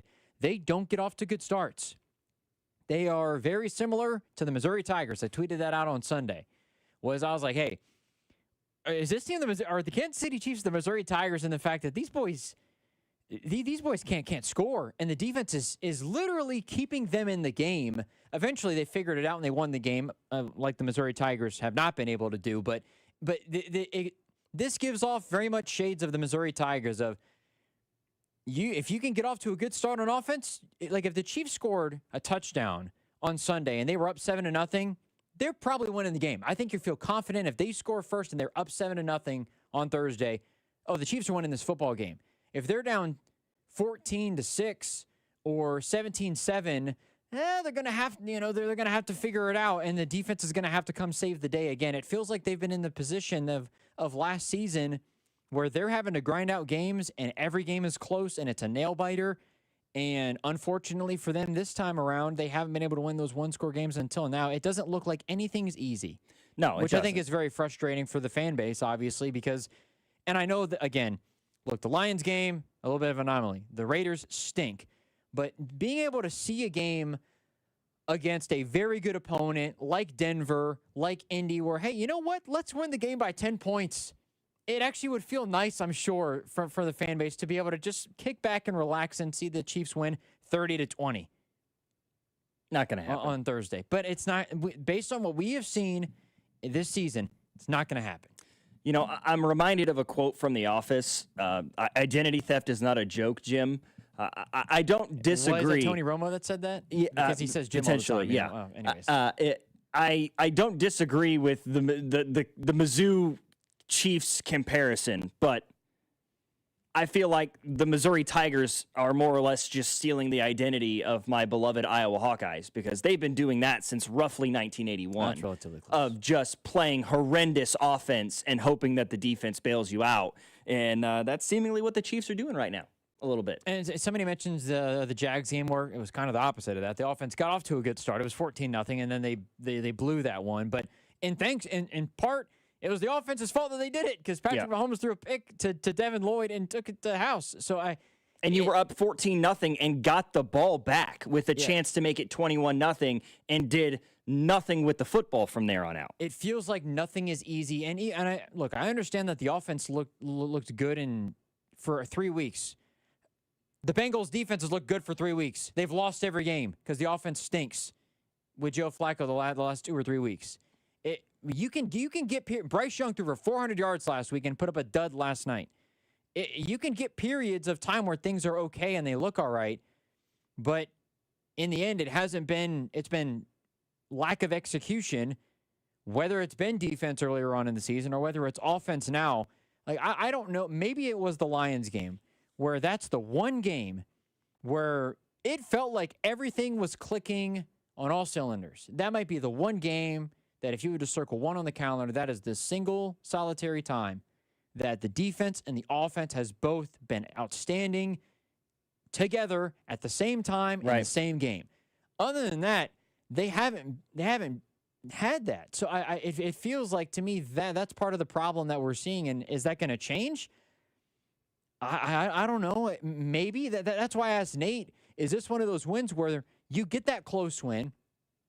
This is the confidence boost potentially that you need to put it all together. Chris Jones was as focused as he's ever been in that game on Sunday. You saw the defense make plays all throughout. They limited the tight end. Tyler Warren didn't do anything really all day. They did things that they hadn't necessarily been able to do from a collective standpoint against a really good team, except for the one time against the Lions. As Nate said, the Raiders don't count because that was a preseason game. Yeah, some people in the text line mentioning the Raiders game, and that's fair, but the Raiders are awful. The Ravens game being mentioned too. Okay, yes, but also that Ravens team was being held together by electrical tape at that point. Everybody besides seemingly Derrick Henry was hurt in that football game for Baltimore. But I completely understand and appreciate the point.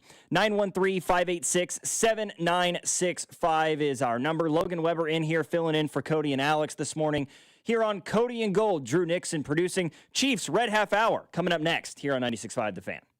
This is Cody and Gold on your new home for Royals baseball. 96.5 The Fan.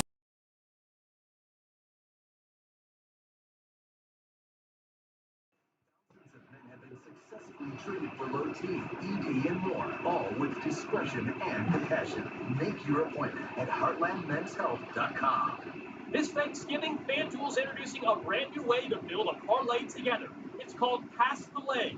Here's how it works. You start a group build, add your pick, then pass it to your friends so they can add theirs. When everyone's done, you each lock in the group parlay with your own funds. Because football's better when it's played and bet together. And to make it even better, everyone gets a 50% profit boost to use on their build. So start your build and get it on the action this Thanksgiving with Pass the Leg. Visit FanDuel.com/Alex to get started. FanDuel, play your game, an official partner of 96.5 The Fan. 21 and present in Kansas, opt-in required. Bonus issue as non-withdrawable profit boost tokens. Restrictions apply, including any token expiration and max wager amount. See terms at sportsbook.fanduel.com. FanDuel is offering online sports wagering in Kansas under an agreement with Kansas Star Casino, LLC. Gambling problem? Getting help is your best bet. Call 1-800-522-4700 or visit ksgamblinghelp.com. I'm McCall from Lee Summit Subaru, and we're committed to helping our community through the Subaru Love Promise, like our commitment to Hillcrest Transitional Housing to help solve homelessness. Lee Summit Subaru also sponsors several pet adoption clinics, like Midwest Animal Rescue, and events each year, such as Dogtoberfest. It's all part of the Subaru Love Promise, and we're committed to helping our community fall in love with driving again at Lee Summit Subaru. LeeSummitSubaru.com. Hi, I'm Sam Silvio with M. Shamus Brazilian Grill in the village of Burlington Creek. Holidays will be here before you know it, and M. Shamus is ready to get a jingle from you. From our all-you-can-eat hot and cold gourmet salad bar to our 12 cuts of beef, lamb, pork, or chicken. Go to mshamus.com to order our famous Brazilian glazed holiday hams in advance, or set a holiday party date for a table of 1 to a party of 100. Go to mshamus.com and discover the joy of dining. This is Dana Hughes. In Kansas City football, we honor tradition, but we always look forward to what's next. That's why I'm all in for Flight by Yingling. It's brewed by the oldest brewery in America, but built for today. 2.6 carbs, 95 calories, crisp, clean, and full of flavor, just the way a light beer should be. It's got the legacy and the stats to back it up. Flight by Yingling, the next generation of light beer and the official beer of Dana Hughes. D.G. Yingling and Son, Pottsville, Pennsylvania. Hi, I'm Andy, your friend and jeweler at Shane Company. As a product development manager, I make sure every piece of fine jewelry at Shane Company is meticulously designed for quality. From 14-karat gold chains, pearl necklaces, diamond studs, and of course, dream engagement rings. We ensure each piece meets our high-quality standards every step of the way, including the smallest details. Come see for yourself. Visit us in store or at shaneco.com. Shane Company, your friend and jeweler. Every now and then I rinse it out, and I need Downy Rinse tonight, and I need it more. My king was the bed and the smell never leaves. I don't know what to do, I'm always in the dark. The sweat in that short smells like a dog park. Downy Rinse it tonight. Downy Rinse fights stubborn odors in just one wash. When impossible odors get stuck in, Rinse it out. As a mom, comforting my family is what I do best. Vicks Vapor Stick provides soothing, non-medicated Vicks vapors in an easy-to-apply stick, and it dries fast, so there's no mess. I use it to comfort myself and my family. Thanks, Mom. Vicks Vapo Stick, soothing comfort for the whole family. And try Vicks Vapo Shower Max for steamy Vicks vapors when you need more comfort for yourself. Use as directed. You can always count on Thanksgiving football with the NFL on CBS and Paramount Plus. Oh, what a catch! Touchdown! And this year's main course is in Big D when the Cowboys host the Chiefs. Visit ParamountPlus.com/NFL to get started today. Snakes, zombies, public speaking. The list of fears is endless. But the real danger is in your hand when you're behind the wheel. Distracted driving is what's really scary and even deadly. Eyes forward. Don't drive distracted. Brought to you by NHTSA and the Ad Council. My name is Whitney Allen. I am a widow. My husband, Ryan, died. We never thought in a million years we'd have to use life insurance. The unexpected happened. With Ethos, it is so fast and easy. It's 100% online. You can get a quote in seconds, apply in minutes, and get same-day coverage. No medical exams, and you can get up to $3 million worth of coverage through Ethos. Get your free quote at ethos.com/radio. That's ethos.com/radio. Time spent on application may vary. Online health questions required. Oh no, stomach issues again? Stomach issues? Who are you? Your pancreas. I could be the real reason for your diarrhea, gas, bloating, stomach pain, or loose oily stools. I thought it was my stomach. People often do, but any of these symptoms could mean having a condition called exocrine pancreatic insufficiency, or EPI. With EPI, the pancreas doesn't release enough enzymes to break down food, but EPI is manageable. Use the symptom checker on identifyepi.com and speak with your doctor. That's identifyepi.com. Sponsored by AbbVie. Stuck in a job that just isn't getting it done? Maybe it's time to go for IT. Whether you're just starting out, switching careers, or a military veteran ready for change, My Computer Career can help you launch a rewarding career in IT in months. No prior experience needed. Why spend years getting a traditional degree when your future in IT can start right now? Take the free career evaluation at mycomputercareer.edu today. Your most powerful upgrade? Your career. Go for it. Go for IT. Financial aid is available to those who qualify, including VA benefits. What is your next success story? At University of Maryland Global Campus, you can succeed again with more than 135 affordable online degrees and certificates to help you move your career forward. From cybersecurity and AI to healthcare and MBA, our programs help you build critical thinking, leadership, and communication skills that set you apart in today's job market. Designed for working adults focused on the future. Classes start soon. Learn more at umgc.edu. Certified to operate in Virginia by Chef. You need parts? O'Reilly has parts. Get one free set of brake pads when you buy 2 brake rotors. Upgrade to Brake Best Select pads for just $10. Or upgrade to Brake Best Select Pro or Import Direct pads for just $20. Product availability. Just one part that makes O'Reilly stand apart. Restrictions apply. See store for details. O'Reilly Auto Parts. You like saving money, right? We all do. That's why Allstate just lowered the price of car insurance. Not, but wait, there's a catch. Lower. Actually lower. So if you're shopping around or just want to see how much you could save, check Allstate first for a new lower auto rate that could save you hundreds.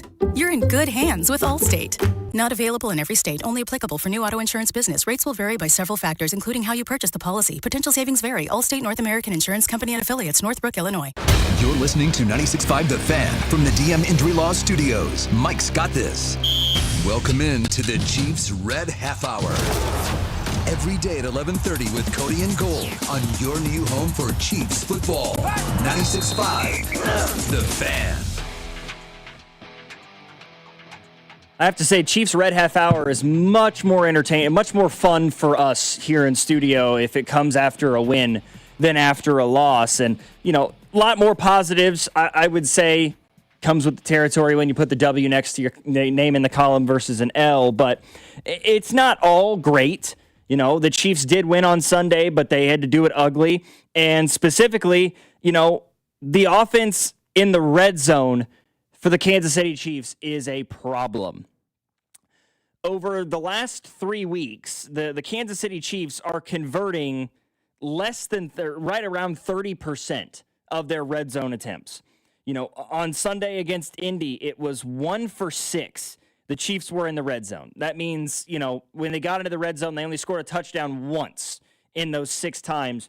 Against the Broncos, 1 for 4 in the red zone. And even against the Bills, you know, while they did score touchdowns on 2 drives in the red zone, it was on 3 attempts. So, you know, take that as what you will. But over the last 3 weeks, they haven't been as effective. You look at the previous 3 weeks there, you know, the Commanders game, the Raiders game, and the Lions in there, much better in the red zone. I think they were 4 for 4 against the Commanders, probably 3 for 3 or 4 for 4 as well against the Raiders. So the red zone issues are a problem. And it was interesting listening to Ross Tucker talk about, you know, how ingenious Andy Reid is in terms of his play calling and how he believes that Patrick Mahomes may be the best red zone quarterback he's ever seen. And Travis Kelce's one of the best red zone targets he's ever seen, and that it's still not working.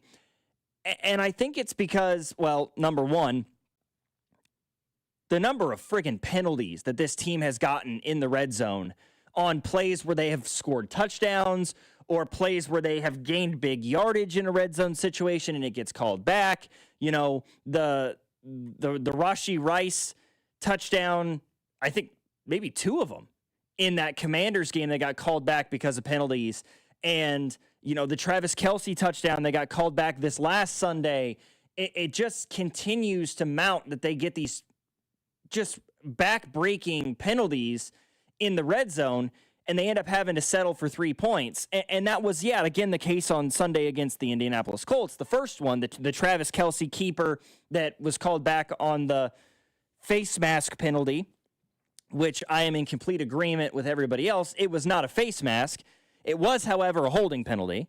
I know that that's not what they called, and Alex and I had that argument on Sunday at the game. He's like, well, that's not the call that they made, so it was they shouldn't have made the call. And I'm like, I see what you're saying. It's still a penalty. It was still a hold, and regardless, wipes a touchdown off the board. I also think, and this has been a problem for a couple of years now, and sometimes when you have the weapons to make it work, it's great, but it still feels at times like Andy Reid and Matt Nagy are getting cute, too cute in the red zone with all these exotic, interesting, weird packages and, you know, the full house set with Kelce at quarterback and the read option keeper. Did it work? Yeah. Why can't we just go under center? Why not? Why not just a simple handoff to the running back? Why do we have to make it this dog and pony show every time they get inside the 10-yard line? Like I said, this team is the best in football when it comes to getting from the 20 to the 20. But inside of either 20-yard line, their own 20 or the opponent's 20, things get really bad really fast. So you mentioned Ross talked about Patrick Mahomes being the greatest red zone quarterback. Is that because Andy Reid is drawing stuff up for him, or is that because Patrick Mahomes is making magic when there's nothing there, which tends to be the case?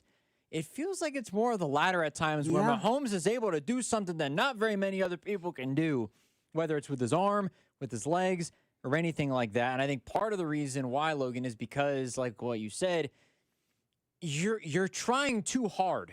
It doesn't have to be rocket science for you to go under center, run the ball for a couple of yards, try a play-action bootleg, and let Mahomes either throw it or just run it in because he's so good at pump faking and everything like that.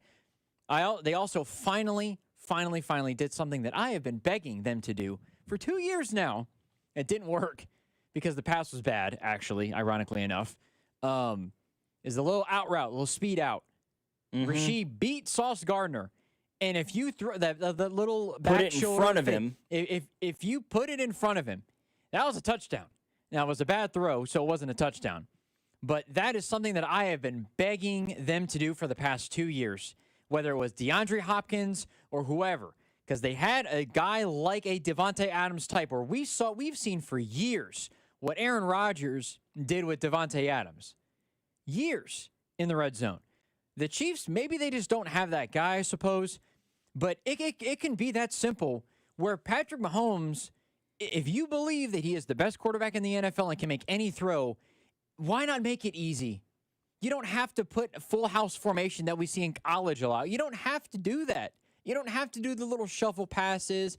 You don't have to do anything. You can, somebody texted in, it's Jawaan Taylor, here's the problem. You can take Jawaan Taylor out of the equation by having a quick catch, turn, boom, throw it. Jawaan Taylor doesn't even have enough time to hold anybody when it's that fast.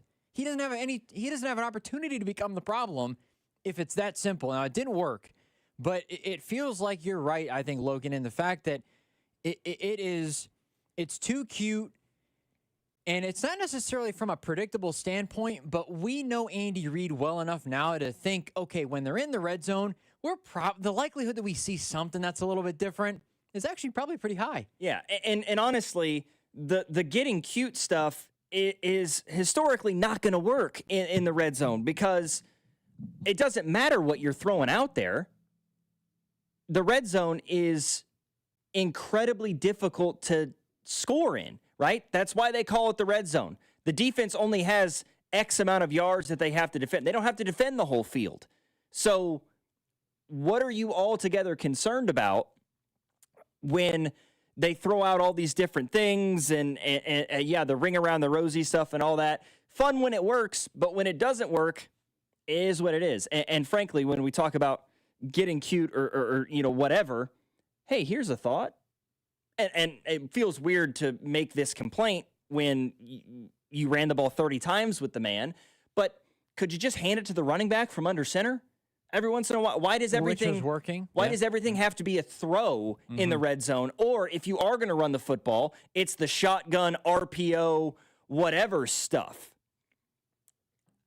I get that the fun, sexy stuff is what got you to this point, but we've had this conversation again and again, and people keep bringing it up. Well, it's gotten them this far. I know that. We all know that. And by we, I mean us, Chiefs fans, NFL fans around the planet, and 31 other defensive coordinators in football. Sometimes you have to make changes, right? The cliche adapt or die. Cliches are cliches because they're true.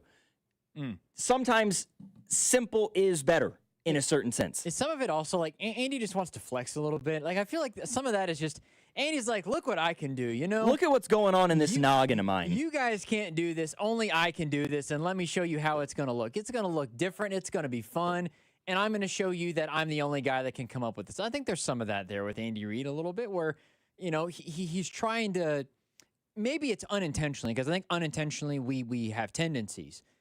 I think it's an unintentional tendency for Andy Reid to just get a little creative with things. And sometimes it doesn't have to be that way, and it actually is better when it's not that way. Maybe it is that, you can do those creative things, but don't only do them in the red zone, right? Because that's the only time that they do it, seemingly, is in the red zone. Interesting, fair point. Could you do it on a 2nd and 4 from your own 38-yard line every once in a while, where it becomes a little bit less predictable about you know that they're going to pull some tricks out, or on but 4th down, don't always do it when you're inside the opponent's 5-yard line. Every once in a while, getting away from some of the negative, that is one of the few negatives that we can look to from Sunday. There's been a lot of complaining about the defense, and there even was on Sunday, and I don't necessarily get it. The Chiefs' defense is an elite unit. Still is.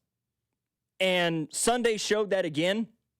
Steve Spagnuolo went full-blown classic in Spags We Trust.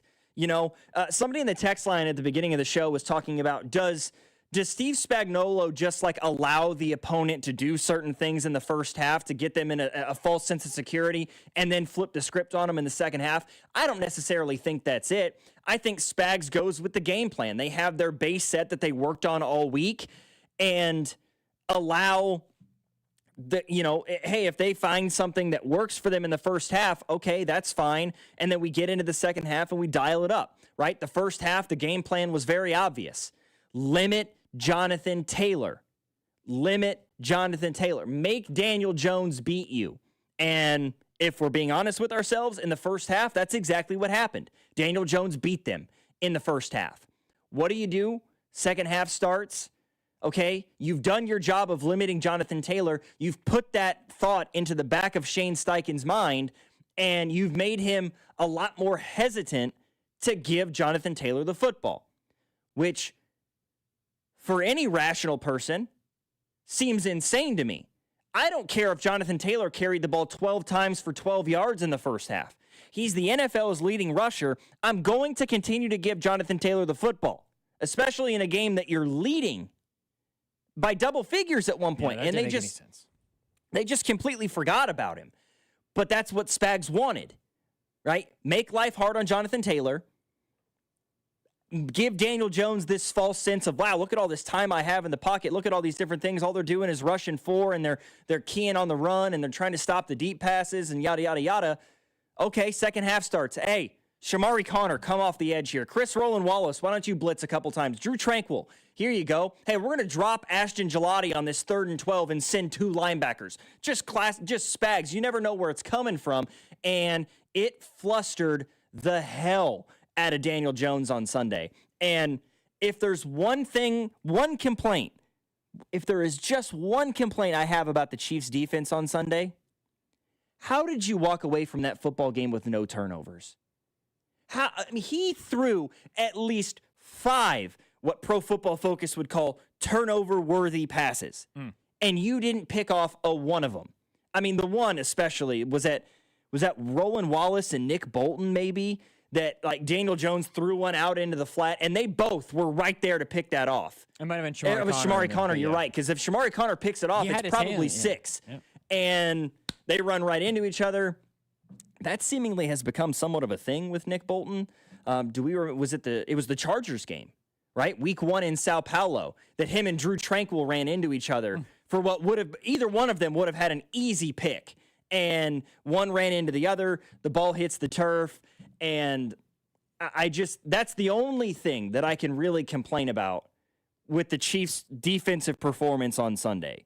Was they dared Daniel Jones to beat him in the first half, limited Jonathan Taylor, which is what we all wanted to see. That's what we saw. And in the second half, you made them question giving Jonathan Taylor the football, pinned your ears back and went after Daniel Jones.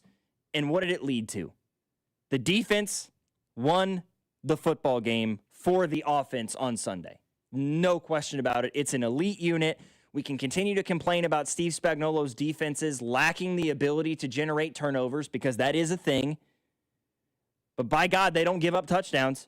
I think that's what makes them, I think you can make the case, I don't know where Houston's defense sits, but if you were to take the 2 best defenses in the league, I think it's probably Denver and Kansas City just from the standpoint of, because we looked it up yesterday. We didn't look up where Houston was, I don't think. But Denver and the Chiefs were both in the bottom 5 of turnovers created. And I think that goes to show you that if you're, because the offense we know has struggled. Obviously, Denver is in my mind, Denver's got the best defense in the league. But because and forget the points per game stuff. Because if you can stone cold stop teams without forcing turnovers, you got the best defense in the league. Houston is very good, obviously, but they, in a way, sometimes won't rely on turnovers. The Bears, they rely heavily on turnovers. When you're a defense that doesn't have to rely on turnovers and you're still as good as you are, that to me makes your defense the best in the league, and that's where Denver is at. That's why Kansas City is so good, because even if it's bending and not breaking, they find a way to get stops when they absolutely need to most, and it's been consistent that way for the last 3 years at least, where you can make an argument that the defense has won them a vast majority of the games in terms of percentage from the last 3 seasons, just from how the offense has looked and everything like that. If they had the 15th ranked defense, Logan, they're not winning at least a few of these games that we've seen. If they don't have a defense that's as good as they were last year, they're not making the Super Bowl. They're not even making it last season. If they had a defense this year that was ranked 15th, they are probably not making the playoffs this season. It feels like that's what the season potentially hinges on is, hey, the offense, maybe they're eventually going to figure it out, but the defense is the strength of this team, and it's collective from the secondary to the linebackers. Obviously, Leo Chanel, we know how good he can be, and the freak athlete that he is. Tranquil, as Nate mentioned, was great. Chris Jones was outstanding.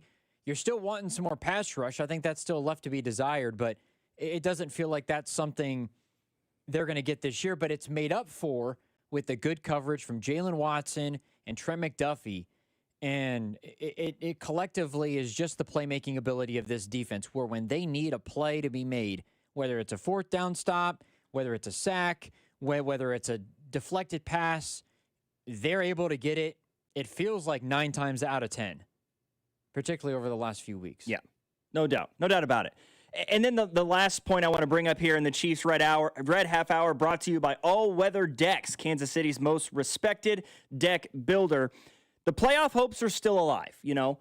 I am not as confident as, say, Ross Tucker, who was on the show with us earlier, who said that he's at about an 8.5 for the Chiefs making the playoffs. I said last week that I didn't think they were going to make the playoffs. I said that. Hand up, I admitted that. I still am not super confident that they will make the playoffs, but I think the door is open, right? It's cracked. It's not fully off the hinges or anything just yet. But, I think that there are opportunities.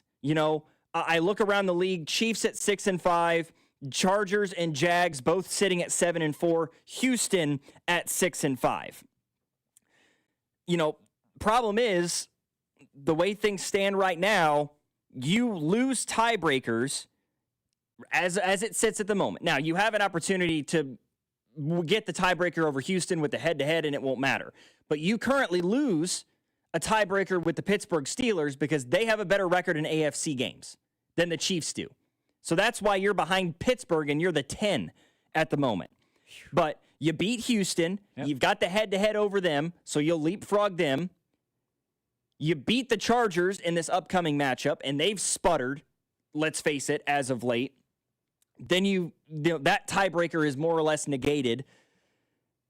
You still have a chance, but you have to beat Houston.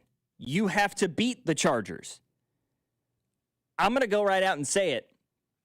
I think the Chiefs have to win every single game from here on out, aside from this one. If the Chiefs are going to, if you could pick a game where you're like, hey, the Chiefs have to lose a game, who's it going to be? It has to be the Dallas Cowboys. Because it's an NFC team, so it doesn't hurt your AFC record right now, which the Chiefs are 3-4 against AFC teams. The Steelers are 5-2. The Texans are 5-2. The Bills and the Ravens are the two teams currently in the playoff picture in the AFC. that have the worst record against the AFC, and they're both 4-3. So,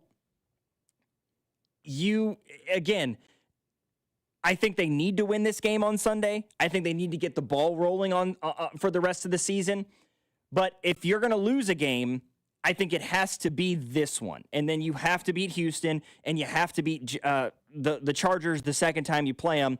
You know, the door's still open with Indianapolis because they've got 3 really tough matchups in their last 6. You know, they've got 2 games against the Titans. They should win both of those. They've got a game left against the New York Jets, which they should obviously win. But they've got to play the Colts twice, and they've got to play the Broncos in Denver. And that's a Week 16 game in Denver. So, likely, the Broncos are still going to be playing all their guys, especially if they continue to win and they're right there in the hunt for a 1 seed, potentially. They're going to need to continue to stack together W's. So, I think Jacksonville still has 3 losses left on their schedule, which would put them at a 10-7 football team, which means in order for you to pass them, you have to go 11-6 because they got the head-to-head on you. Chargers at 7-4. You look at the Raiders coming up this week. They should win that game. The Eagles at home. That's a night game, Monday Night Football. That's a game they should lose. You beat them when they come to Arrowhead here on December 14th. You win that game. All of a sudden, that's an 8-6 football team. You lose to the Cowboys, okay, but you beat Houston, you beat LA, you're also an 8-6 football team. Things get a lot more interesting for you from there. Then they close out with a road game against the Cowboys, at home against the Texans, on the road against the Broncos. That's tough. It's tough. I don't think LA is getting in. That's your best shot. If I had to pick a team, yeah, I would agree that the Chargers are going to be the one to fall out just with all the injuries and the schedule and stuff. But it feels like we're going to be, even if they beat the Cowboys, if they lose to Houston, they're right back in the exact same boat. You can't lose again.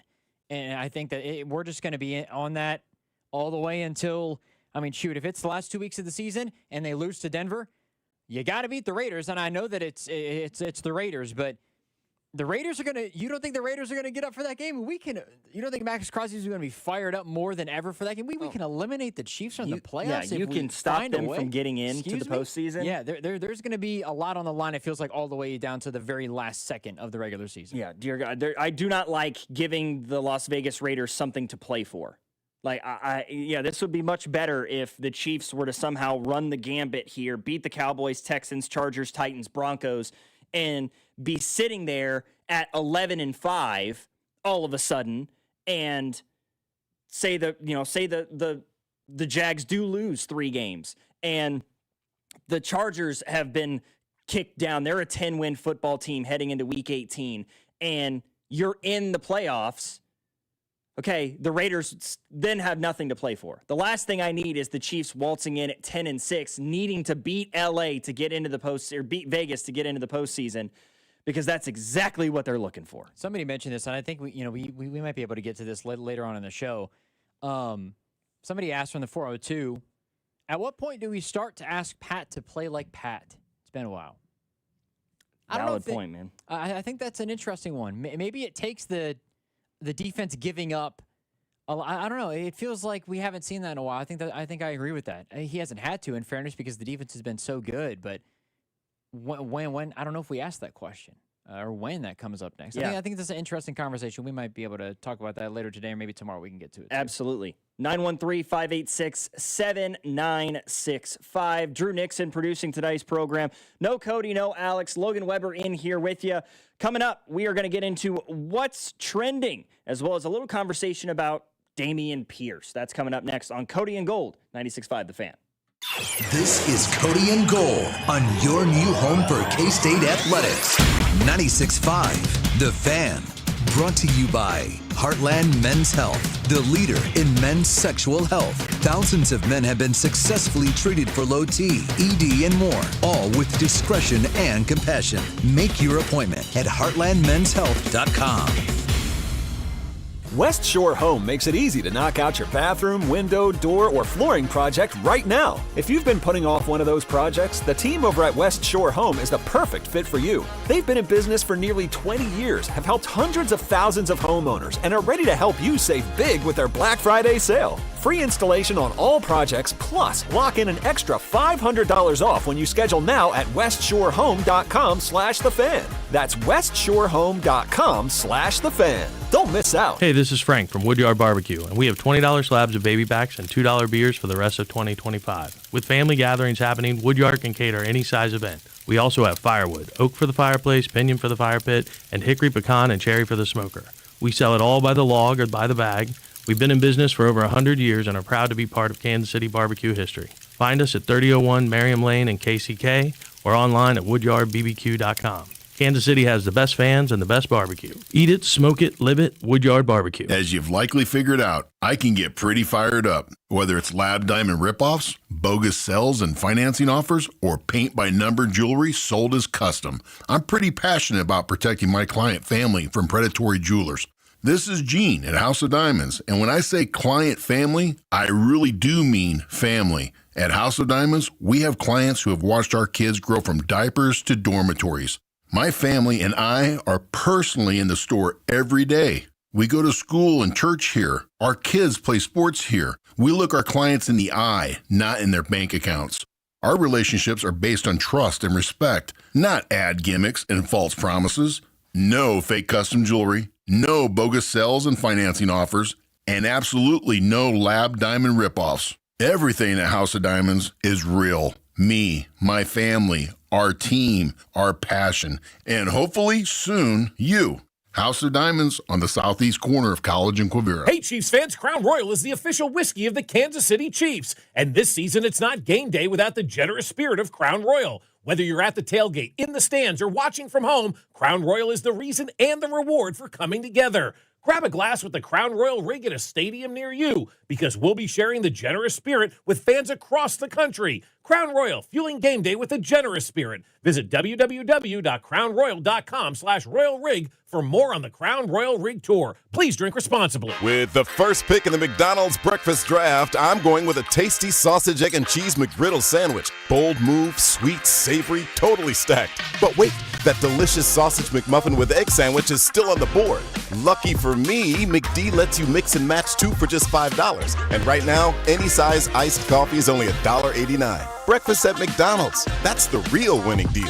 Ba-da-ba-ba-ba. Prices and participation may vary. Cannot be combined with any other offer or combo meal. Single item at regular price. This Thanksgiving, FanDuel is introducing a brand new way to build a parlay together. It's called Pass the Leg. Here's how it works. Start a group build, add your pick, then pass it to your friends so they can do the same. When everybody's done, you can each lock in the group parlay with your own fund, because football is better when it's played and bet together. To make it even better, everybody gets a 50% profit boost token to use on their build. So grab the crew, start your build, and get in on the action this Thanksgiving with Pass the Leg. And we got 3 great games coming up this Thanksgiving. You don't want to miss the action. Visit FanDuel.com. Use my promo code /KFNZ to get started. FanDuel, play your game. An official partner of 96.5 The Fan. 21 and present in Kansas. Opt-in required. Bonus issued. Non-withdrawal profit boost token. Restrictions apply, including any token expiration and max wager amount. See terms at sportsbook.fanduel.com. FanDuel is offering online sports wagering in Kansas under agreement with Kansas Star Casino, LLC. Gambling problem? Get on with your best bet. Call 1-800-522-4700. Visit kansasgamblinghelp.com. I'm Mitch Holtis, voice of the Kansas City Chiefs. Choosing the best doctor for your eyes is one of the most important medical decisions you'll ever make. Whether you're considering blade-free LASIK, all laser cataract surgery, and premium lens implants, or want a world-renowned doctor to help with your glaucoma, macular degeneration, dry eyes, or diabetes, trust my doctor, Dr. Steven Silverstein. Call Silverstein Eye Centers to make an appointment, 816-358-3600. Experience the best eye care in Kansas City. On the golf tee, it's Skechers World Champions Cup. Watch it live December 4th and 5th on ESPN and ESPN Plus, 12 to 4 p.m. It's PGA Champions Tour golfers from all over the world. Team USA versus Team Europe versus Team International. Watch it live December 4th and 5th on ESPN and ESPN Plus, 12 to 4 p.m. The competition will be tense, but feet will be comfy. Tune in to Skechers World Champions Cup. Final round of golf on Sunday, December 7th on ABC, 1 to 5 p.m. Target's Black Friday deals are delivering big surprises all week long, like 40 to 50% off top holiday gifts, plus thousands more deals in-store and online, all with free shipping. Load up on all the season's must-haves with huge deals on tech, video games, toys, floor care, clothing for the family, and so much more. Hurry! These deals are going fast. 40 to 50% off gifts and Saturday. Only at Target. Free shipping applies to orders over $35. Nationwide is so much more than a great insurance company. They're one of America's largest financial services companies. Like how I'm more than Saquon Barkley, the NFL's reigning leading rusher. I'm also the NFL's leading husher. Shh, hush up back there. Wow, I might have just set the hushing record. Well, almost. For your insurance and financial needs, Nationwide is on your side. Nationwide Investment Services Corporation, Member FINRA, Columbus, Ohio. Every now and then I rinse it out, and I need Downy rinse tonight, and I need it more. Like King Master Bed, and the smell never leaves. I don't know what to do. I'm always in the dark. The sweat in that short smells like a dog park. Downy rinse it tonight. Downy Rinse fights stubborn odors in just one wash. When impossible odors get stuck in, Rinse it out. You need parts? O'Reilly has parts. Get one free set of brake pads when you buy 2 brake rotors. Upgrade to Brake Best Select pads for just $10. Or upgrade to Brake Best Select Pro or Import Direct pads for just $20. Product availability. Just one part that makes O'Reilly stand apart. Restrictions apply. See store for details. O'Reilly Auto Parts. You like saving money, right? We all do. That's why Allstate just lowered the price of car insurance. Not, but wait, there's a catch. Lower. Actually lower. So if you're shopping around or just want to see how much you could save, check Allstate first for a new lower auto rate that could save you hundreds. You're in good hands with Allstate. Not available in every state, only applicable for new auto insurance business. Rates will vary by several factors, including how you purchase the policy. Potential savings vary. Allstate North American Insurance Company and affiliates, Northbrook, Illinois. Listen to the Chiefs and Cowboys on Thanksgiving Day with pregame starting at noon. Kickoff at 3:30 with Mitch, Danon, and Kling right here on your home for Chiefs football. 96.5 The Fan, KFNC FM and AM, HD1 and HD2 Kansas City, an Odyssey sports station. What's trending? God dang! Brought to you by Telly Tire and Auto Centers. Winning starts with a great drive. Since 1942, Telly's certified techs have delivered complete car care with top brand tires and expert auto service. Keep your drive going. Take it to Telly. Visit TellyTire.com today. Number one on what's trending, we had an ugly Monday Night Football game last night. The San Francisco 49ers beat the Panthers 20-9, despite the fact that Brock Purdy threw 3 picks in the game, one of which was in the end zone. But Bryce Young somehow played worse. He threw 2 picks of his own, only threw for 169 yards. Rico Dowdle averaged 6 yards a carry in this football game, Drew, and despite that, only got 6 carries. Oh my! What are we doing? Nothing good. For some reason, like the running backs are just getting ignored. Jonathan Taylor ignored. Rico Dowdle ignored. All right. Yeah, Chuba Hubbard and Rico Dowdle combined 9 carries for 54 yards. That's almost 6 yards. That is 6 yards a carry. Yeah. And they just wouldn't hand him the football. But Bryce Young threw it 29 times. I like Bryce Young, but yeah, they didn't do him any favors. Dave Canales did. Number 2 on what's trending, KU gets a win over Notre Dame yesterday, 71-61. No Darren Peterson, of course. Trying to get him back healthy for maybe the UConn game, and then we'll see how things continue to go. But obviously, you're trying to manage the injury, the hamstring, to make sure that it doesn't get extended to where it's a higher grade strain. Go into conference play. Obviously, that's the last thing you want. So making sure that he's fully ready to go is what's best, not just for himself, but also for the Kansas Jayhawks. 2 things that I walked away from that Kansas game last night with the thought in mind. Number 1, Flory Badunga is in the midst of his true breakout right now. I mean, 18-9 last night with 5 assists, 5 blocks. He's getting more PT in the game. 34 minutes. If he can stay out of foul trouble, he is going to be a nightmare for opposing teams because he's so efficient down low. And defensively, despite only being 6'9", he's a tremendous rim protector, and he's a great low post defender as well. The second thing I walked away from is that I think this Kansas team, if they get Darren Peterson back, they have 3 legitimate guys that could get you 15 to 20 a night. I think Trey White is that number 3. I think he is a tremendous player, a very willing and capable rebounder at 6'7". You know, he's a taller guard, but he rebounds extremely well for his size. I love the way that trio of guys, Peterson.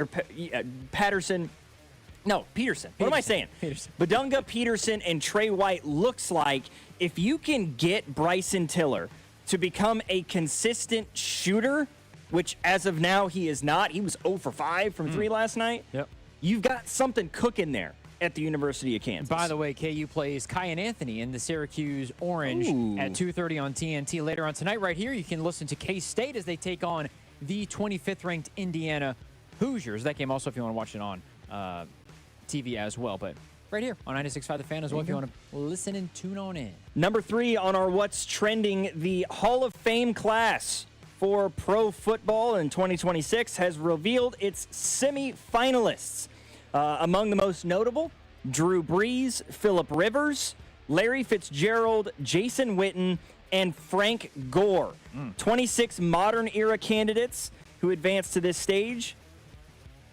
Includes a good chunk of guys. Willie Anderson, of course, Torrey Holt, Luke Kuechly, Adam Vinatieri. Those guys put themselves in because of the voting last year. They were automatic entries into the semifinal spot. Eli Manning, Fred Taylor, Steve Smith Sr., Reggie Wayne, Jari Evans, Marshall Yanda, Terrell Suggs, and Darren Woodson. Of those guys on the list, which are the ones that you legitimately look at as Hall of Famers? Willie Anderson. Not All just right, because let the Bengals fandom aside for a minute. Not just because he's a Cincinnati Bengal, but he basically reinvented he was transformative in how the tackle positions played. Just he was a dog, and I think belongs in the Hall of Fame. I would say out of the guys that were finalists that make it in this time around, I think Eli makes it. No, I think Eli makes it. I think Willie Anderson makes it. And I think Torrey Holt has been due for a long time. I think Torrey Holt finally gets into the Hall of Fame. I'm with you. I'm in agreement with you when it comes to Willie Anderson, not when it comes to Eli Manning. The only quarterback that's in this semifinalist class that should get into the Hall at all is Drew Brees. I'm sorry. Oh, period. Enough. Okay. Enough with the Eli Manning stuff. Yeah, he won 2 Super Bowls. The guy barely threw more touchdowns than interceptions in his career in the 21st century. Like, okay, when you look at Terry Bradshaw having those numbers, that's one thing, but goodness. Larry Fitzgerald, Torrey Holt, I think both those guys should get in. I love me some Reggie Wayne, too. It'd be cool to see Reggie get in. Reggie getting in. Maybe not this go around, but eventually. Kuechly, give me that man as well. Yeah, I agree. I think Kuechly will be in. And the last thing on What's Trending, Cardinals traded Sonny Gray to the Red Sox for 2 prospects. So yeah. Trades are getting a going. Yeah, Brandon Clark and Richard Fitz, a couple of prospects from Boston being shipped to St. Louis. Boston is also going to get $20 million from the Cardinals to help cover his salary. All right. So what did you get out of this, St. Louis? I mean, he was arguably your best pitcher last year. He was your most consistent pitcher last year. This obviously hurts the Royals people who were talking about trading Chris Bubich for Jarren Duran a little bit. Now, maybe the Red Sox need more pitching help than that. Yeah. But, you know, this certainly does put a bit of a hitch in your giddy up if you're trying to get that trending. Mm-hmm. Before we get into this conversation I want to have regarding the signing of Dameon Pierce and what his production could look like in Kansas City, with it being a short week, the Thursday game, today we had a chance to hear from Andy Reid in the lead up to today's practice. He spoke with the media about 20 or 25 minutes ago. So let's take a listen in to what Andy had to tell us getting ready for the Cowboys this Thursday. The guys that won't practice there are Noah and Trey. And we'll just see how they progress here in the next day or so. Look forward to the challenge of playing Dallas. It's a great honor to play on Thanksgiving Day. Have an opportunity again to play the Cowboys. So Brian's done a nice job there. They had a very productive game against Philadelphia. He's got good coordinators, coaches, and good players. So our guys started the week yesterday with walk through there and jog through, or whatever you want to call it, learning the plays, and we'll move on to today. So look forward to, again, going down there. With that, time's yours. Coach, you listed Chanel, Rice, and Worthy's limited estimated. Feeling good about their potential to play. Yeah, I mean, it was yeah. I think they'll be all right. See how it all rolls. What are your expectations for Isaiah Pacheco for this week? Well, let's see how he does today, but then we'll get him in there and he'll play. Yeah, how much? I can't tell you that right now. We'll see how it goes. Along the running back front, you did sign a running back to the practice squad. What are your expectations for him as he tries to learn the system? Yeah, that's the main thing right now. Just get in and learn what we're doing, and then we'll take it from there. He's been productive, so good player. Brett's always doing a nice job of finding guys and adding them to the roster, and so we'll just see, kind of play by ear, see how it goes here. With how much film work you do, I guess, how have you seen Quinnen Williams boost the defense for the Cowboys in the last 2 games? Yeah, he's done. He's a great player, so he's done a nice job there. That front is again a good, respectable front, man. They bring it, and he's a big part of that. Yeah, you guys have kind of become a staple for you guys to be playing on Thanksgiving and Christmas now, and obviously there's logistical points with that, but how do you just treat it as embracing it in terms of what it means for the franchise and getting these kind of games? Yeah, it's an honor to be asked to play on those days. I mean, it means you're doing or have done halfway decent, right? So it's there's not a lot of games being played either one of those 2 days. So that's why I think that's the way you have to approach it. I can't tell you I'm great. I'm excited about short weeks, but I mean that's part of this thing. So the guys, we get them ready and they go play. This is an important game for Patrick since he's never gotten to play in Dallas as a professional before. How do you manage that in a game like this for him? Do you just let him run with the emotions, or do you try to keep him in check? Or yeah, man, I think he'll be okay there. I mean, it's familiar territory, if nothing else, for him. He's played in there a few times, so he, and that's his old home team, right? But I think he'll be fine. Yeah. Andy, as much as film as you would have watched on him in college, do you remember, able to separate him? Do you remember any of those games that he played in that stadium, that first Baylor game particularly? Yeah, I did watch it. Now, if you start asking me every play, I'm not going to be able to tell you, but I do remember seeing it. Yeah, I do.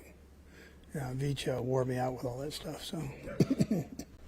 Eddie, how well do you think Kareem Hunt held up with 30 carries on Sunday? Yeah, I'm proud of him. And he's upright, which is a positive thing. So he's doing good. It just shows you what he's put into it. I think at that age, at that position, those guys don't normally hang around very, very long and be productive like he was this past week. So, he wanted more. I guess that's a good thing. Coach, one of the things, the Cowboys came back from 21 down, impressive enough to come back and score those points, but their defense shut the Eagles out of that. What do they have working well for them right now on defense? Yeah, well, it starts up front with them. That front brings it. You saw that the other night. So that's real. Eagles have a good offensive line. It's a great challenge for our offensive line, and they're legit there. Yeah. Andy, are you aware that there's a trophy with this game? Yeah, I know. I'm not sure I've ever seen the trophy, but I know they have a thing going. Maybe not as prominent as a college rivalry trophy. Yeah, but that's good for. It's all good. Yeah. It's all good. It's all good. It's all good, says Andy Reid. Yeah, a couple of things that stand out there a little bit. Number one, when asked about Kareem Hunt and the 30 carries that he had on Sunday and, how's he looked this week, he looks all right. Not exactly sure what that means. But, he didn't come out and say, oh, yeah, he's super banged up. He's walking around sore and hobbling. we're not sure what kind of effectiveness he's going to have on Thursday, which there's obviously soreness. I mean, that he got up slow after every single carry, after about the 13th carry, it seemed like. He was giving literally everything, which I think is actually pretty commendable. Yeah, absolutely. Because even though I thought I saw Speck had tweeted this out, that we should have a vast amount of appreciation for what Kareem Hunt did on Sunday. Like, it's something that you're given literally everything, and it might have only been like 3.5 yards a carry, 3 yards a carry, but you are getting up time and time again and continuing just to get hit and run the football and do what you got to do to win. A very commendable performance. No question. And then, the other thing of note, I guess you could say, from that snippet from Andy was his conversation about Dallas and the Cowboys and not so much the offense, but what the defense did in the second half of that game to beat Philly last week, coming back from down 21-0 and shutting out the Eagles defense in the second half, specifically Saquon Barkley. And, he pointed out how difficult the front is, how much talent the front four of the Dallas Cowboys has, which obviously on paper, you're like, okay, yeah, they have Quinnen Williams and Kenny Clark. They don't do an incredible job of getting to the quarterback necessarily. I mean, I think they only have 25 sacks as a team this year. They're hobbling right around 10 sacks a game, or 2 sacks a game, I should say. Their leading rusher is James Houston with 4.5. So, but the addition of Quinnen Williams has certainly made things more interesting. Their secondary is now healthier, so it allows for those guys to maybe pin their ears back and do a better job of getting to the quarterback. But I would say more importantly, they've done a really good job of limiting the run. I mean, what they did to Saquon in that game against Philly last week was nothing short of impressive, but it kind of seems like that's what teams have done to the Eagles this year. Saquon Barkley has been ineffective for Philly. So I brought up the stat yesterday. I think it was from Field Yates. Since adding Quinnen Williams, the Cowboys defense has allowed 30 carries for 90 yards and 1 carry for 10+, just 1. It does feel like they've totally reinvented how they look from a defensive standpoint. Not that they can't rush the passer, but obviously that's what Micah Parsons did so well. The thing that Micah Parsons did not do particularly well was stop the run. Now they get Quinnen Williams, who effectively is good at both, but is obviously very good at stopping the run and just being a force in the middle with that offensive line, where now all of a sudden you don't have Trey Smith, and Kingsley has done well, but it still, I think, he's not a question mark, but just from the standpoint of the interior of the offensive line, dealing with a guy like Quinnen Williams is going to be one of the interesting little mini storylines, if you will, of this game on Thursday. And it would be one thing if it's just Quinnen Williams you're having to deal with in the interior, right? Because if it's Quinnen Williams, and I apologize for using this comparison, but if you've got Quinnen Williams at one D tackle and you've got Derek Nottie at the other, you can justify Creed Humphrey double teaming Quinnen Williams on a play-by-play basis, make life a little bit easier on a Kingsley Suamataia or possibly Caliendo on Thursday against Dallas. But you got to look at, they've got Quinnen Williams, who might be the best interior defensive lineman in football.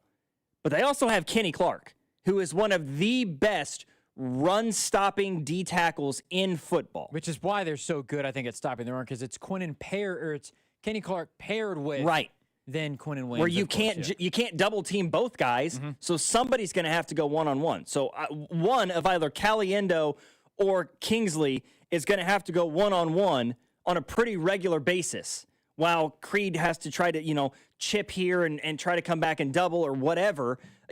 There's going to be somebody one-on-one, and that probably opens things up a little bit better for guys like Azuruke or James Houston, or even, the linebackers that they send on pressures every once in a while. It's going to be interesting to see. I think that because if they can even get if they just can't run like we've seen the last few weeks, it's going to be it'll be a problem. And to that person who texted in, when's the last time that we had to see Patches elevate? That'll be the time when you need to see Patrick Mahomes be Patrick Mahomes. If they cannot run the football, and it'll be interesting to see what the decisions are in 2nd and long And if they're running the ball still on 2nd and 10, which I think irritates the crap out of me, it's so annoying to see. But if you're looking at an offense that cannot run the football, it's just 2 yards a pop here or there, then you're going to have to see Patrick Mahomes make Patrick Mahomes plays and elevate that offense to another level, which is where I do think you see some of the secondary issues that we've seen. I know that they're like healthier, but Logan Wilson is a bit of a statue as a linebacker. He's a good leader, obviously, and is solid in the run, but he cannot change direction very well anymore. He's just slow now. And I think that that's an opportunity for Travis. That's an opportunity for, whoever's matched up with Logan Wilson in terms of Patrick Mahomes. I don't know if he would eye a weakness and just single-handedly attack that weakness, but we see at times where there's a guy that is one of the weak points of a defense, and all of a sudden, that is the guy that we are going to go after, and we are not going to stop because they cannot. He needs help. And until he gets help, that's a guy that we're going to attack. And that'll be, I think, part of the chess match between Andy and Schottenheimer. Schottenheimer's offensive guy. I don't know who the DC is, but anyways, it really doesn't matter. Whoever the DC is. Matt Eberflus. Oh, there we go. That's going to be a bit of a chess match, I think, between Andy and Matt, just trying to figure out ways to get your players open, take advantage of other teams' weaknesses, and that's something that kind of evolves as the game goes on, because I'm sure that they'll try to establish some sort of the run game, because that's what's been so successful here that we've seen in the single back formation. Them being able to run the ball effectively has helped them and put them in position to have the 3rd and shorts where Mahomes can then take advantage with his legs, and all the other cases where they're not stuck in 3rd and 8, 3rd and 7, or 3rd and 10, heaven forbid, and having to either punt or just kick field goals or settle for those plays that they just haven't been able to make down the field so far. And really, the biggest impact I think the running game has for the Chiefs is that it really does make a team susceptible to the play action, right? I mean, we've seen this Chiefs team prior to that game against the Colts where they would run those play actions and nobody's biting. Nobody's really selling in to stop the run or selling out to stop the run, and you get beat over the top, or you get beat on a crossing route 15 yards down the field in the intermediate. If you get the running game to a consistent level, it allows for Mahomes to make those play action rollout plays happen with more consistency. That would really, I think, open things up even more, especially in the intermediate part of the field, which that was the Chiefs' biggest impact in the second half of the game, was how good they were 10 to 20 yards downfield, which they had been one of the worst teams in the NFL at previous to that. I keep bringing up this conversation about the impact Dameon Pierce can have for the Chiefs this year. There have been a couple people in the text line bringing it up. I assure you we will discuss that next. Logan Weber filling in for both Cody and Alex here. Drew Nixon and producing, doing a great job, as always, here on Cody and Gold, 96.5 The Fan. What's up, Kansas City? This is Vinny Pasquantino, and you're listening to Cody and Gold, weekdays starting at 10 on 96.5 The Fan. Brought to you by Heartland Men's Health, the leader in men's sexual health. Thousands of men have been successfully treated for low T, ED, and more, all with discretion and compassion. Make your appointment at heartlandmenshealth.com. Inside the Huddle is brought to you by Blue Cross and Blue Shield of Kansas City. Discover the benefit of blue. More than a few of our patients have talked to me about their first time, but it's not the first time you're probably thinking about. It's the first time that erectile dysfunction ruined the moment. This is Jeff for Heartland Men's Health, and if you're over 50, it's likely that you've had that first time yourself. But the good news is that if you're like most men, that first time can be the last time that ED impacts your sex life. At Heartland Men's Health, we're experts in treating ED. We've treated tens of thousands of men using protocols with success rates well over 90%. And those treatments have, in most cases, made sex great again for both them and their partners. You could even find that you're performing like you haven't in years. So if ED has been affecting your intimacy, it's time to make the last time that happens the last time that happens. For just $99, you'll receive blood work, a medical consult, and if medically advised, a test dose. And if that test dose doesn't work in the office, your visit is free. Call 844-447-6600. That's 844-447-6600. Or go to heartlandmenshealth.com.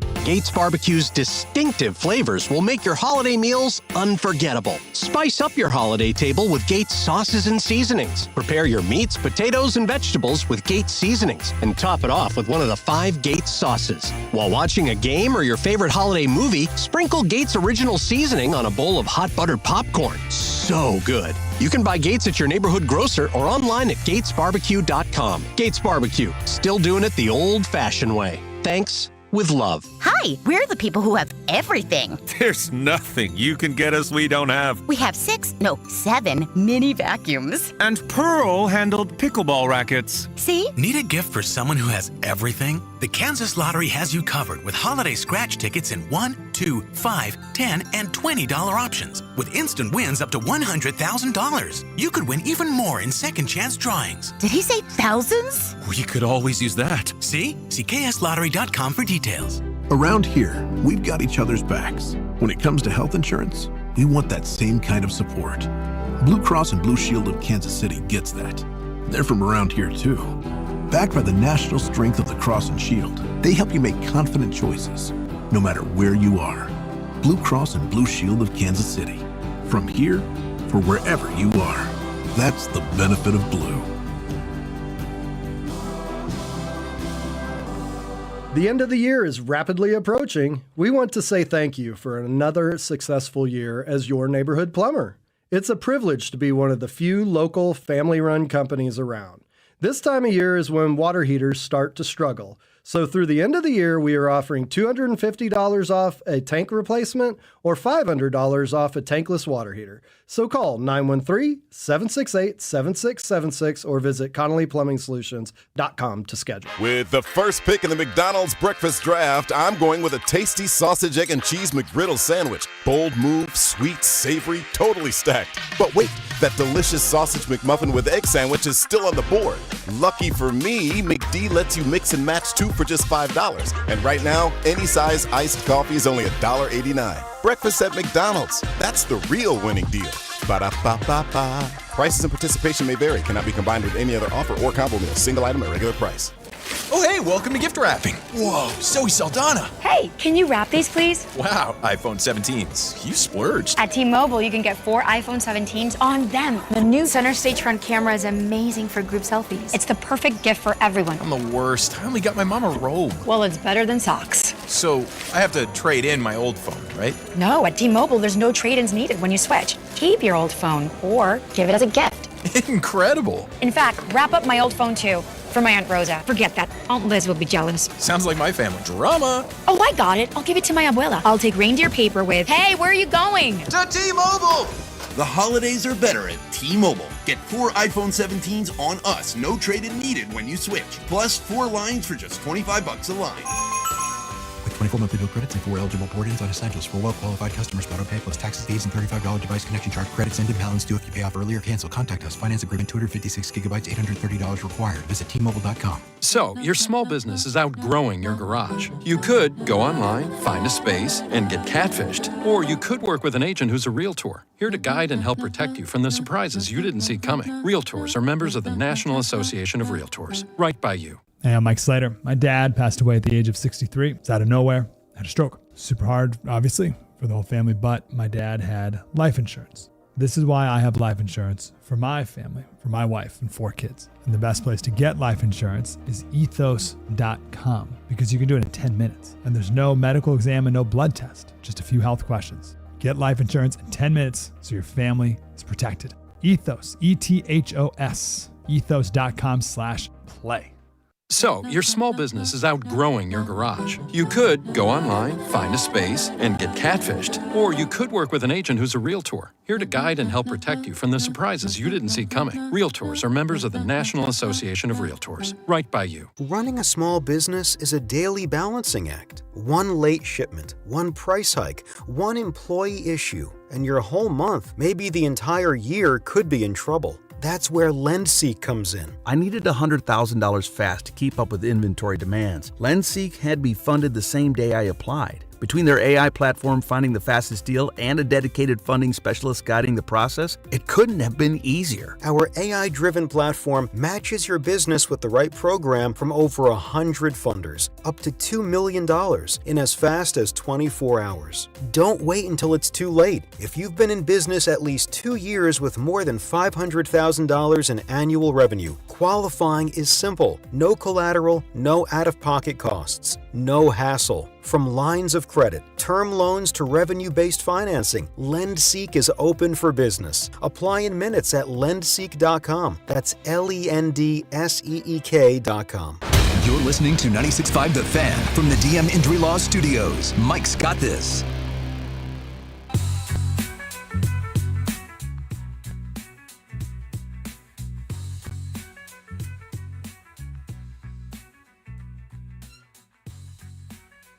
Cody and Gold here on 96.5 The Fan. No Cody, no Alex here this morning. Both those guys off for the Thanksgiving holiday. Logan Weber in here with you alongside Drew Nixon. It'll be Drew and I tomorrow during the midday as well. I just saw a report from Adam Schefter that they're expecting Joe Burrow to play on Thursday. Let's go. We back. Maybe. We shall see. Yeah, Schefter. I just Pat McAfee show is playing up on the screen right now, so I just saw that pop up. No, he should. We had a debate on the station group chat. Are you in that group chat or not? Oh, we need to add you. Not in yet, there. anyway. No, we need to add you in there. There was some debate in there, and of course there was some shade thrown. It's a 1v7 when it comes to those conversations. Me against everybody else, but anyways. Yeah, I mean, I don't necessarily agree with you. I think that the Bengals' playoff hopes are dead. Even if they are, though, he should still play. He is healthy. He wants to play. I am never, ever. If the Chiefs lost this last Sunday and let's say the playoff hopes were done, Patrick Mahomes is still playing football. Well, for yeah, the Chiefs. yes, but also Mahomes isn't dealing with an injury that required surgery and kept him out for the last 2 months. Well. I just, if he's 100% healthy, then fine. I have a hard time believing that this man is back to 100% post-surgery for an injury, but I digress. All right. I've been teasing this conversation for the better part of an hour, and I had a brief talk with Nate Taylor about it in the first hour of the program. Should we expect any kind of impact from Dameon Pierce this season? Chiefs, of course, the announcement came Sunday after the win against the Colts that he was being signed to the practice squad. He got waived by the Texans back on November 20th.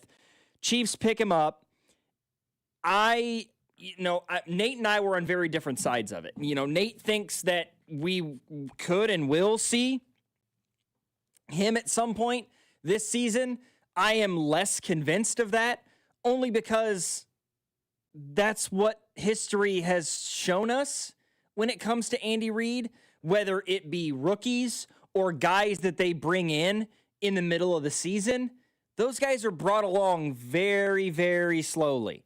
Whether it be this year, for example, with guys like Brashard Smith and Ashton Gelati and Noel Williams, and then you look at guys that they've brought in outside of Melvin Ingram, maybe? I don't know of a single player that the Chiefs have acquired that made an impact early in their tenure and consistently. They traded for Josh Uche. That did absolutely nothing. They brought in McCole Hardman again last year. Nothing doing. DeAndre Hopkins, even like the addition of Terrell Suggs that one year. They won a Super Bowl, all well and good. And he made some plays, but it wasn't consistent. He wasn't playing 50% of the snaps even. So what can we expect from Dameon Pierce? I'm really very, very much unsure. Maybe you get, and somebody mentions it in the text line right off the bat, maybe Dameon Pierce is somebody that you can involve in the return game. Maybe. I don't know. Obviously, Nico Remigio is not a real threat back there, but nobody's going to be a threat with how bad that punt return coverage is. The blocking scheme, the amount of penalties that are generated. You want to throw him back there on kickoffs just for him to return it to the 50-yard line and it get called back because of a holding penalty at the 24? Sure. I don't see the impact that he can have there either. But there's an injury concern with this Chiefs team. You know, Kareem Hunt is on the back half of his career. He's coming off a game where he just had 30 carries. They don't want to give Elijah Mitchell the football.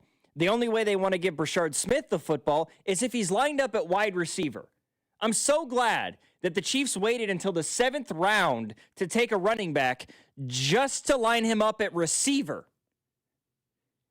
Isaiah Pacheco hasn't been the same guy since the fibula injury last year. And even this year, before the injury to the knee, he wasn't incredibly effective. What does he look like after yet another injury? I don't know what to think. And frankly, the last thing I want to see as a Chiefs fan, and this is no knock at him personally by any means. The last thing I want to see is Clyde Edwards-Helaire getting 20 touches a game. So maybe there is an opportunity for Dameon Pierce just because of how thin the Chiefs are at running back and the injuries that have mounted at the top of that thin running back group. I just know from watching Andy Reid over all these years, he is not somebody, even if the guy is uber talented, even if he's a guy that talent-wise you can justify putting him on the field with regularity, Andy's not going to put somebody out there that he doesn't totally and completely trust to run his offense. And I don't know how quickly Dameon Pierce is going to be able to figure that out. I do really. It doesn't make any sense that they won't give Brashard Smith more touches in the backfield. And somebody, I think, yesterday texted, well, it could be because he's not that great in pass coverage. To me, that has nothing to do with him not getting carries. You can still line him up in single back and run an HB zone play. I don't know, to give you my Madden terminology, a stretch run, an off-tackle run, and let him go do his thing. See if he can hit the hole and take one, heaven forbid, 8 yards, which we don't see too often. Can he get you a 14-yard gain on a 2nd and 3? You know what? Let's go ahead and give him the ball and see what happens. I don't think his pass protection has anything to do with it, where maybe they feel, well, Dameon Pierce had it once. I think we can potentially use him. This is, again, why if they would have drafted a running back in the 3rd or 4th round, maybe we're not asking this question. Again, maybe we are, though, because you brought up the injuries. Potentially, we're still asking this question. But here we are. It feels like they're, at times, this goes back to, I think, just not Andy Reid being, he obviously isn't bad, but in terms of him being stuck in a way that he does things, does it matter that Brashard Smith's not great in pass protection, that you're not, is that like a punishment? You know, I'm not going to give you carries until you can pass protect better. To me, that makes absolutely no sense, where I think right now, given the injury history of Dameon Pierce and the fact that he was bad enough to be cut from Houston with an injured Joe Mixon, who still has not played yet for Houston, what does that tell you? Yeah. Why not give Brashard Smith the carries, or at least try him a little bit, especially in a game like this where it feels like it's going to be more of a mixed bag, because Kareem Hunt, you're not giving him the load. Pacheco, we don't know if he's playing, and even if he is, he's not going to carry the ball the bulk of the time. Why not just give Brashard Smith 4 or 5 carries, but don't do it out of the shotgun. Yeah, do it from under center. I'm with you. From under center in the single back and just see what he can do. And maybe you have something there. I thought that they would at least maybe have tried Brashard Smith before they went out and got somebody. Maybe the reason they went out and got Dameon Pierce because they were worried that another team was going to pick him up. I don't know, but it feels like I wonder if it's really that difficult to make that sort of a call. Let's give him a run out of the single back under center. Like, is he incapable of doing that? I don't think so. Yeah, that doesn't make any sense to me, how he couldn't at least be able to do that one or two times. It's so obvious, I think, to anybody who watches the Chiefs play that he's got a different gear, right? He's got a different level of speed, quickness, agility that Pacheco doesn't have, and that Kareem has maybe never had, and that Kareem Hunt doesn't have anymore, right? This is not Kareem Hunt in 2017, 2018 anymore. He's just not. And, the last time I can think of that the Chiefs actually gave Brashard Smith, because they really haven't let him run the football. Aside from that Ravens game and the Commanders game and the Raiders game, where they were up multiple scores late and Gardner Minshew's in, they're not going to throw the football, so they're giving him 8 to 10 carries, and yeah, he's only gaining 15 yards because everybody and their mother knows you're running the football here. Nobody thinks you're going to pass the ball up 15 with 2 minutes to go. So, and then the one time it felt like they actually gave him an opportunity in a moment where it wasn't an obvious run situation was against the Broncos. Down there in the red zone, they gave him that little sweep play to the left side. Kingsley got called for what I thought was an inconsequential holding penalty, but he gained like 12 yards on it. He got outside the tackles. He was able to do something with it, and it worked. It got called back because of a bogus holding penalty, and then it was just over after that. Right. Somebody in the text line just brought it up. He had 14 carries against the Raiders. Right. All of that, all 14 carries came late in the third quarter, into the fourth quarter, when Mahomes had gotten benched. They were up 31-0, and everybody and their mother knew you're not going to throw the football. So let's stack the box, make it hard. You're going to shut down the run because that's all you're going to do. You're just trying to eat clock. That's not a justifiable excuse for why Brashard Smith isn't getting touches. And to me, nor is his size. From the 6'6", so Smith is a little small to be running under center between the tackles. You want to know what size Brashard Smith is? He's 5'10", 196. Other running backs who are the same size as him, James Cook is 5'11", 190. He's actually smaller than Brashard Smith is. Devon Achane. Everybody wanted Devon Achane. He is 5'9", 190. Brashard Smith is the same size as those players who are second and fourth in rushing yards this season. So you can't tell me that size is the reason why. You can't give me that reason either. Otherwise, Devon Achane would have been a waste of a player to trade for because Andy wouldn't be using him either. It doesn't make any sense at all. And I don't know if it's the rookie thing or what it is, but it doesn't make any sense, actually. And maybe they just like using him as a gadget guy. But if the gadget guy is getting you more touches in a variety of different ways, then use him more than what you're doing currently because the other guys aren't doing that. And if there's a time to do it, I don't get it. If there's a time to do it, it's right now. With Kareem Hunt fresh off of 30 carries, Isaiah Pacheco still banged up with the injury, although Andy told us earlier, at the presser that he is going to practice. He is practicing today. The only two guys not are Noah Gray and Trey Smith.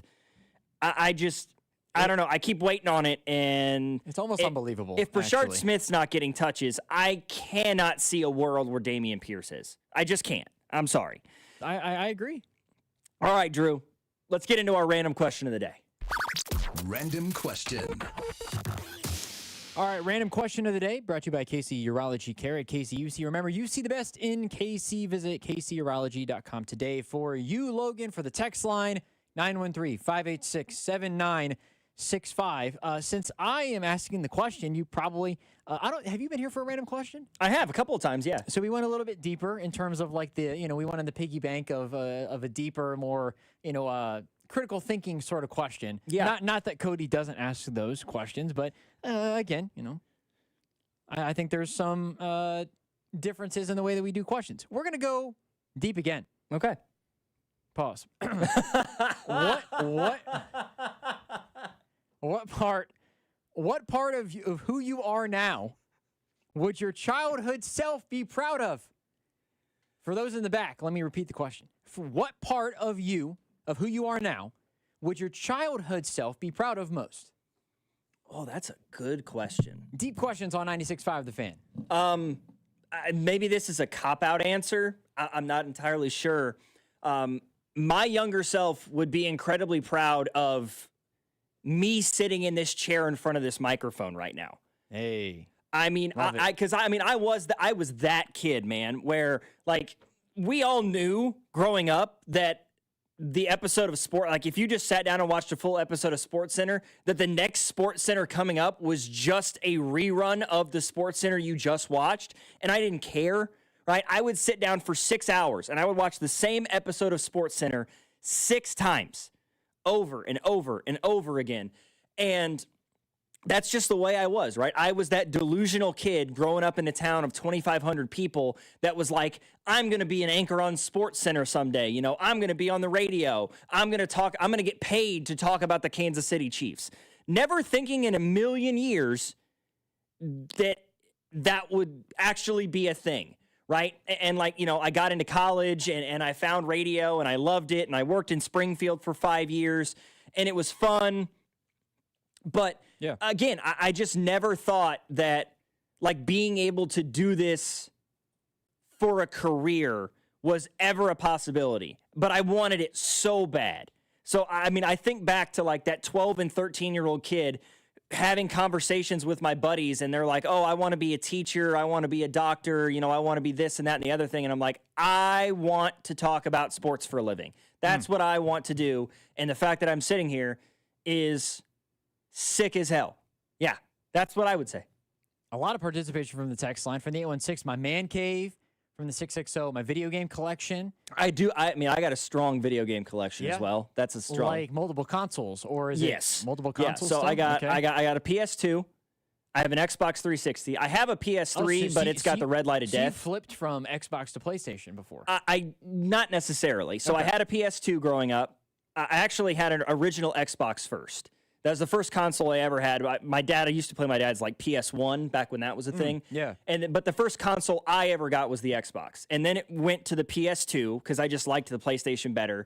And then my parents got us a PlayStation 3, played that.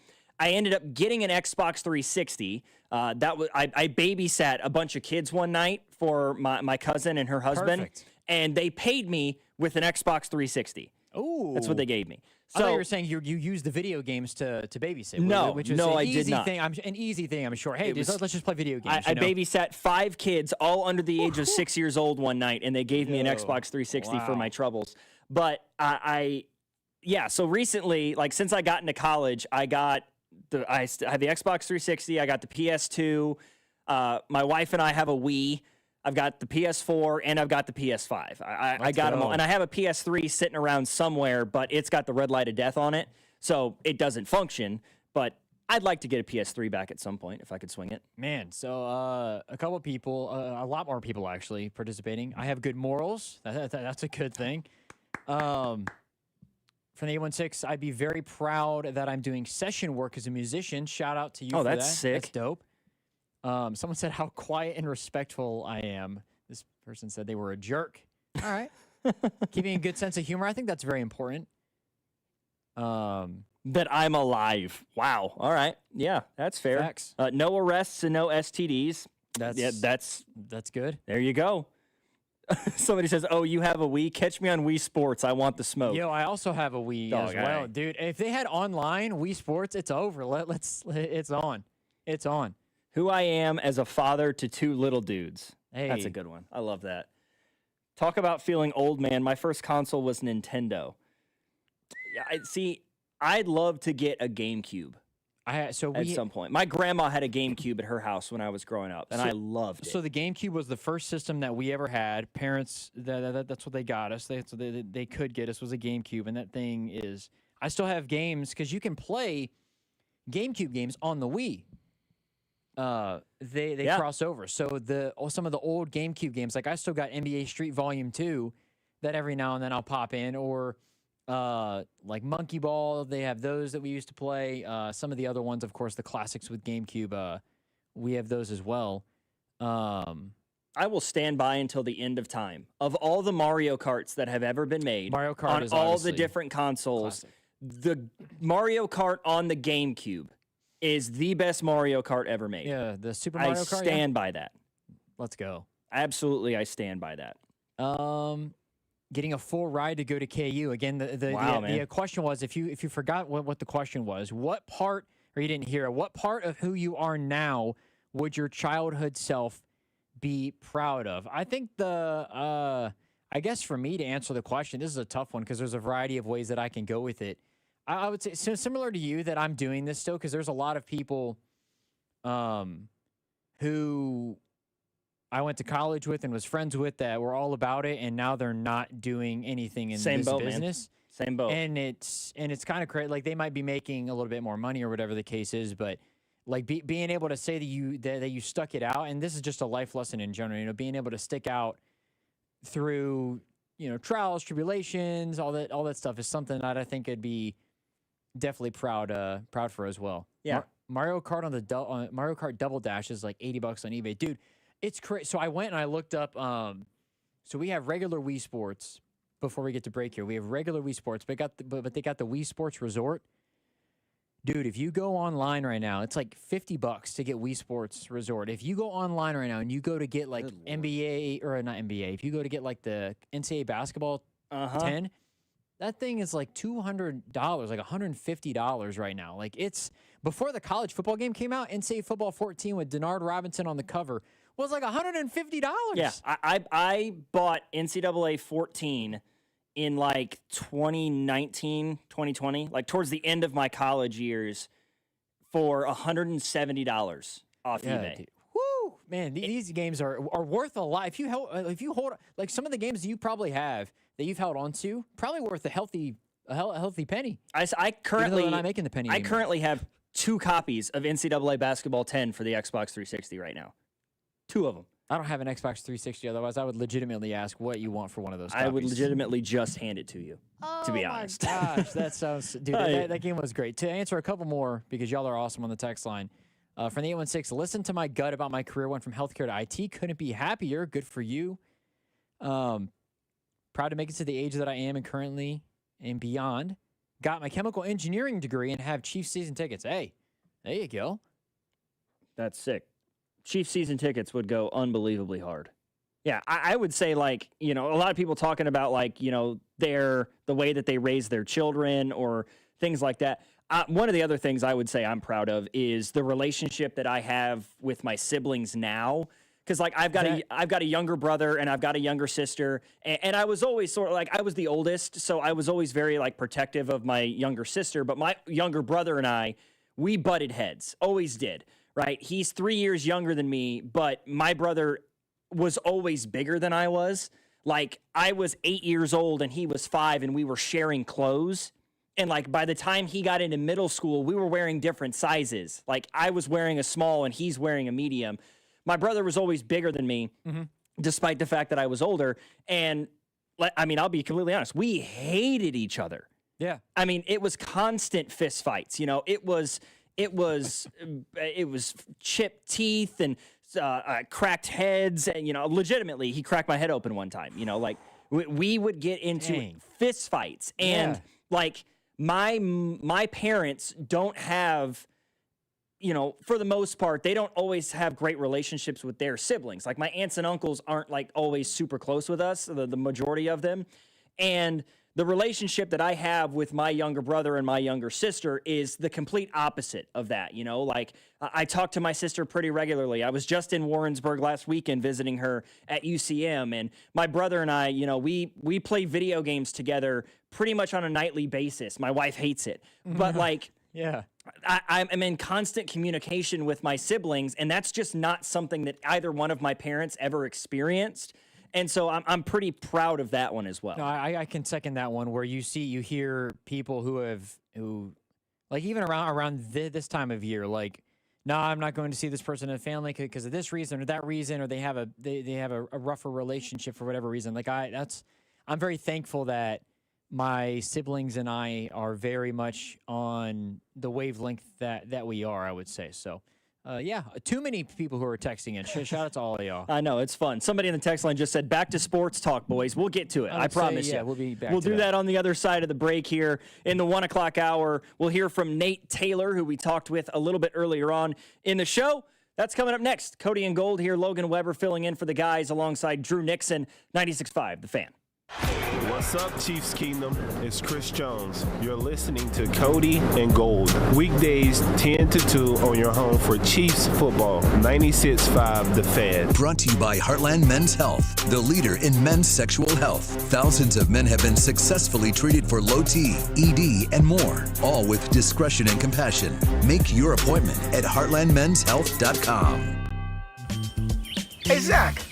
Are you smiling at my gorgeous canyon view? No, Donald. I'm smiling because I've got something I want to tell the whole world. Well, do it. Shout it out. T-Mobile's got home internet. Whoa, I love that echo. T-Mobile's got home internet. How much is it? Look at that, Zach. We got the neighbor's attention. Just $35 a month. And you love a great deal, Denise. Plus, they've got a 5-year price guarantee. That's 5 whole trips around the sun. I'm switching. Me too.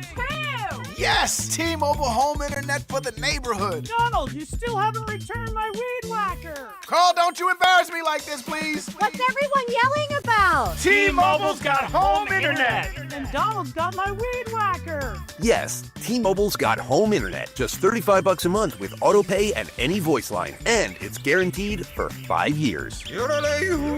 Beautiful yodeling, Carl. Taxes and fees apply. See T-Mobile.com/ISP for details and exclusions. Around here, we've got each other's backs. When it comes to health insurance, we want that same kind of support. Blue Cross and Blue Shield of Kansas City gets that. They're from around here too. Backed by the national strength of the Cross and Shield, they help you make confident choices, no matter where you are. Blue Cross and Blue Shield of Kansas City. From here for wherever you are. That's the benefit of blue. This Thanksgiving, FanDuel is introducing a brand new way to build a parlay together. It's called Pass the Leg. Here's how it works. Start a group build, add your pick, then pass it to your friends so they can do the same. When everybody's done, you can each lock in the group parlay with your own fund because football is better when it's played and bet together. To make it even better, everybody gets a 50% profit boost token to use on their build. So grab the crew, start your build, and get in on the action this Thanksgiving with Pass the Leg. And we got 3 great games coming up this Thanksgiving. You don't want to miss the action. Visit FanDuel.com. Use my promo code /KFNZ to get started. FanDuel, play your game. An official partner of 96.5 The Fan. 21 and present in Kansas. Opt-in required. Bonus issued. Non-withdrawal profit boost token. Restrictions apply, including any token expiration and max wager amount. See terms at sportsbook.fanduel.com. FanDuel is offering online sports wagering in Kansas under agreement Kansas Star Casino, LLC. Gambling problem? Get up with your best bet. Call 1-800-522-4700. Visit kansasgamblinghelp.com. West Shore Home makes it easy to knock out your bathroom, window, door, or flooring project right now. If you've been putting off one of those projects, the team over at West Shore Home is the perfect fit for you. They've been in business for nearly 20 years, have helped hundreds of thousands of homeowners, and are ready to help you save big with their Black Friday sale. Free installation on all projects, plus lock in an extra $500 off when you schedule now at westshorehome.com/thefan. That's westshorehome.com/thefan. Don't miss out. Hey, Chiefs fans, Crown Royal is the official whiskey of the Kansas City Chiefs. And this season, it's not game day without the generous spirit of Crown Royal. Whether you're at the tailgate, in the stands, or watching from home, Crown Royal is the reason and the reward for coming together. Grab a glass with the Crown Royal rig at a stadium near you because we'll be sharing the generous spirit with fans across the country. Crown Royal, fueling game day with a generous spirit. Visit www.crownroyal.com/Royal Rig for more on the Crown Royal Rig Tour. Please drink responsibly. Every now and then I rinse it out, and I need Downy Rinse tonight, and I need it more. My kid was the bed and the smell never leaves. I don't know what to do, I'm always in the dark. The sweat in that short smells like a dog park. I'm Downy Rinse tonight. Downy Rinse fights stubborn odors in just one wash. When impossible odors get stuck in, Rinse it out. On the golf tee, it's Skechers World Champions Cup. Watch it live December 4th and 5th on ESPN and ESPN Plus, 12 to 4 p.m. It's PGA Champions Tour golfers from all over the world. Team USA versus Team Europe versus Team International.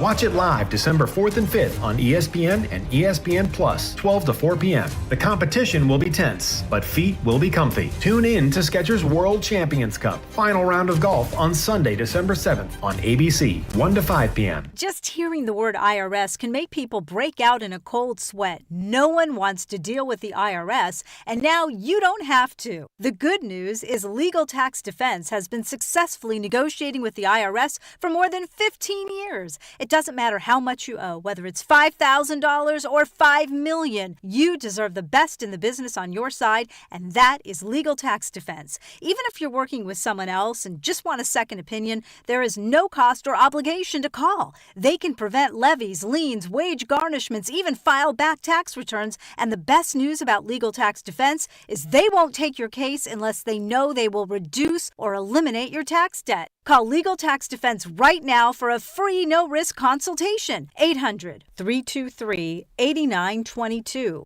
800-323-8922. You have nothing to lose but everything to gain. 800-323-8922. You could think you found your dream home online, but here's the twist. The lot next door just got rezoned for years of construction. Work with the expertise and ethical training of a Realtor, here to guide and help protect you from the surprises you didn't see coming. Realtors are members of the National Association of Realtors, right by you.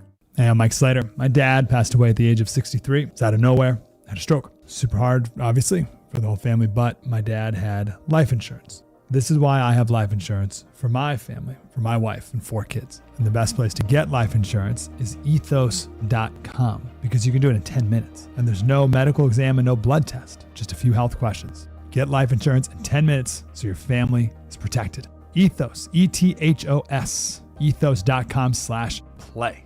You could think you found your dream home online, but here's the twist. The lot next door just got rezoned for years of construction. Work with the expertise and ethical training of a Realtor, here to guide and help protect you from the surprises you didn't see coming. Realtors are members of the National Association of Realtors, right by you. Inside the Huddle is brought to you by Blue Cross and Blue Shield of Kansas City. Discover the benefit of blue. Make sure to subscribe to our YouTube channel to watch all your favorite shows, shorts, and clips. This is your home for Kansas City sports. 96.5 The Fan, KFNC FM and AM, HD1 and HD2 Kansas City, an Odyssey sports station.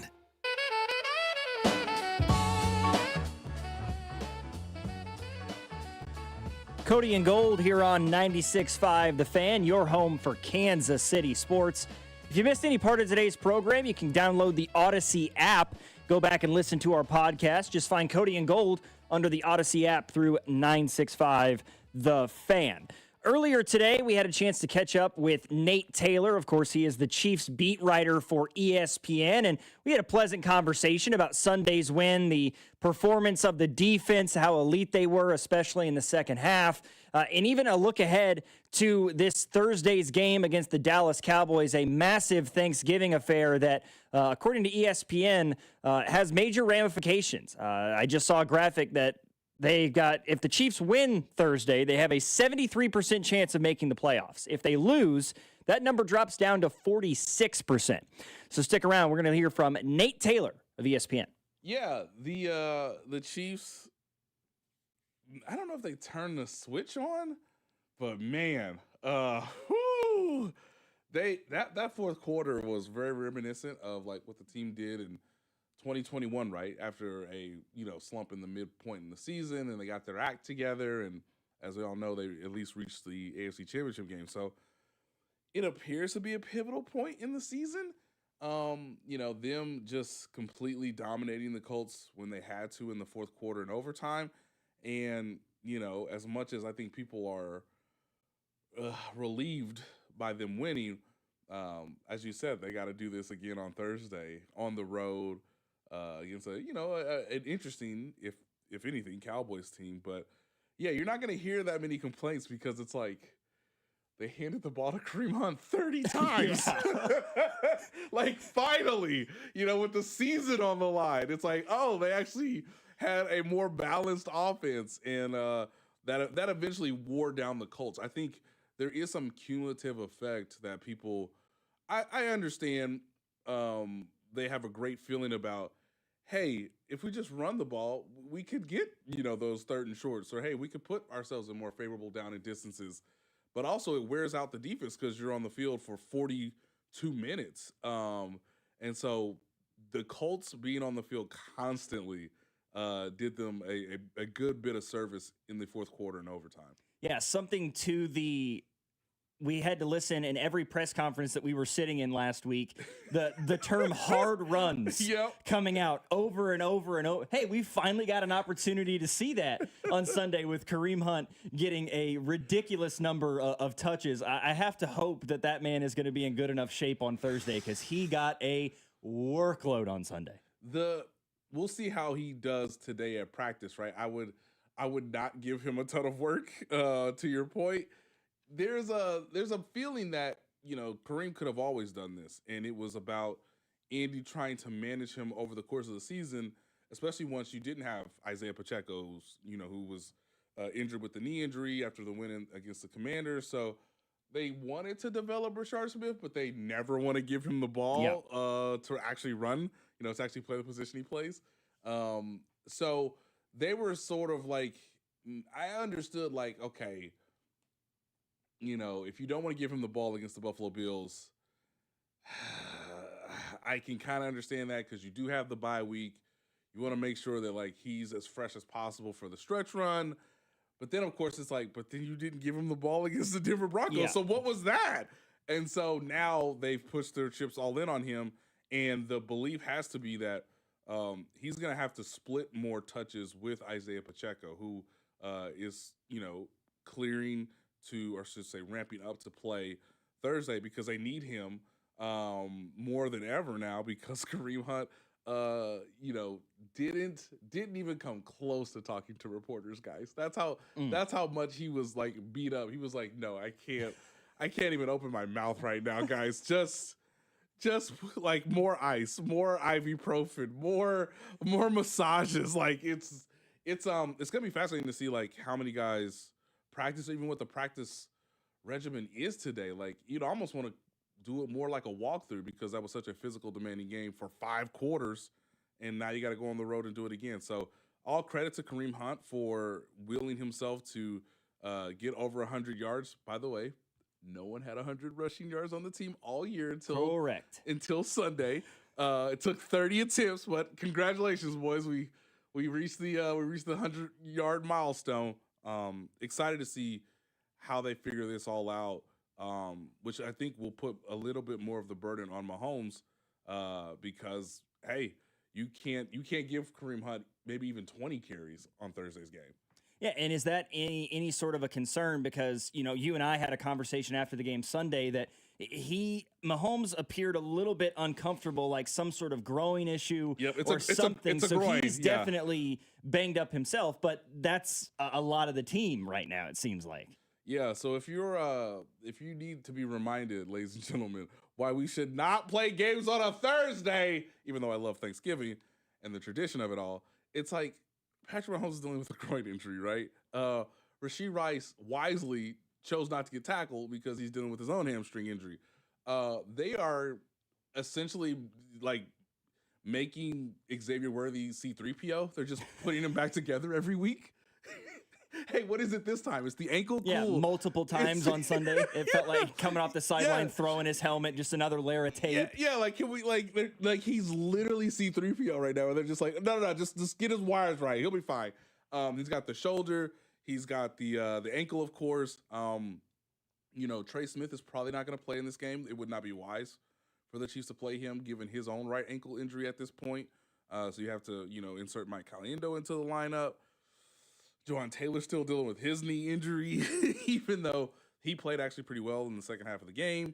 This is just on offense. So, the Chiefs put out this, rinky-dink, estimation, report for an injury. But one of the biggest, revelations from that is Leo Chenal has a knee injury. And so, not great.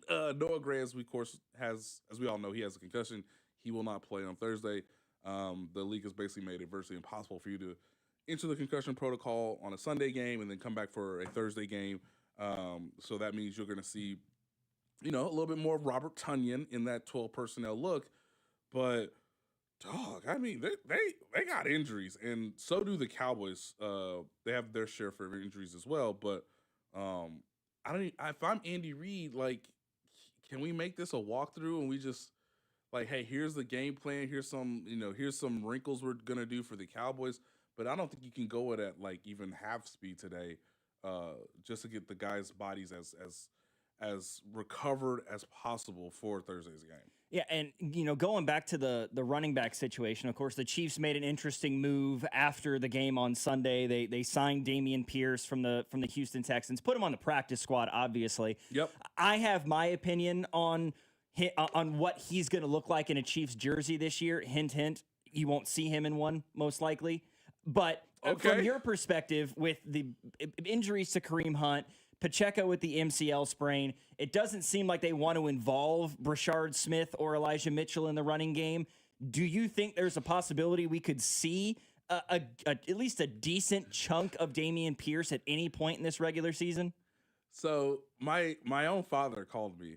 My dad, Michael Taylor, called me last night because he was like, "So is Elijah Mitchell done?" And I was like, "Well, why would you sign?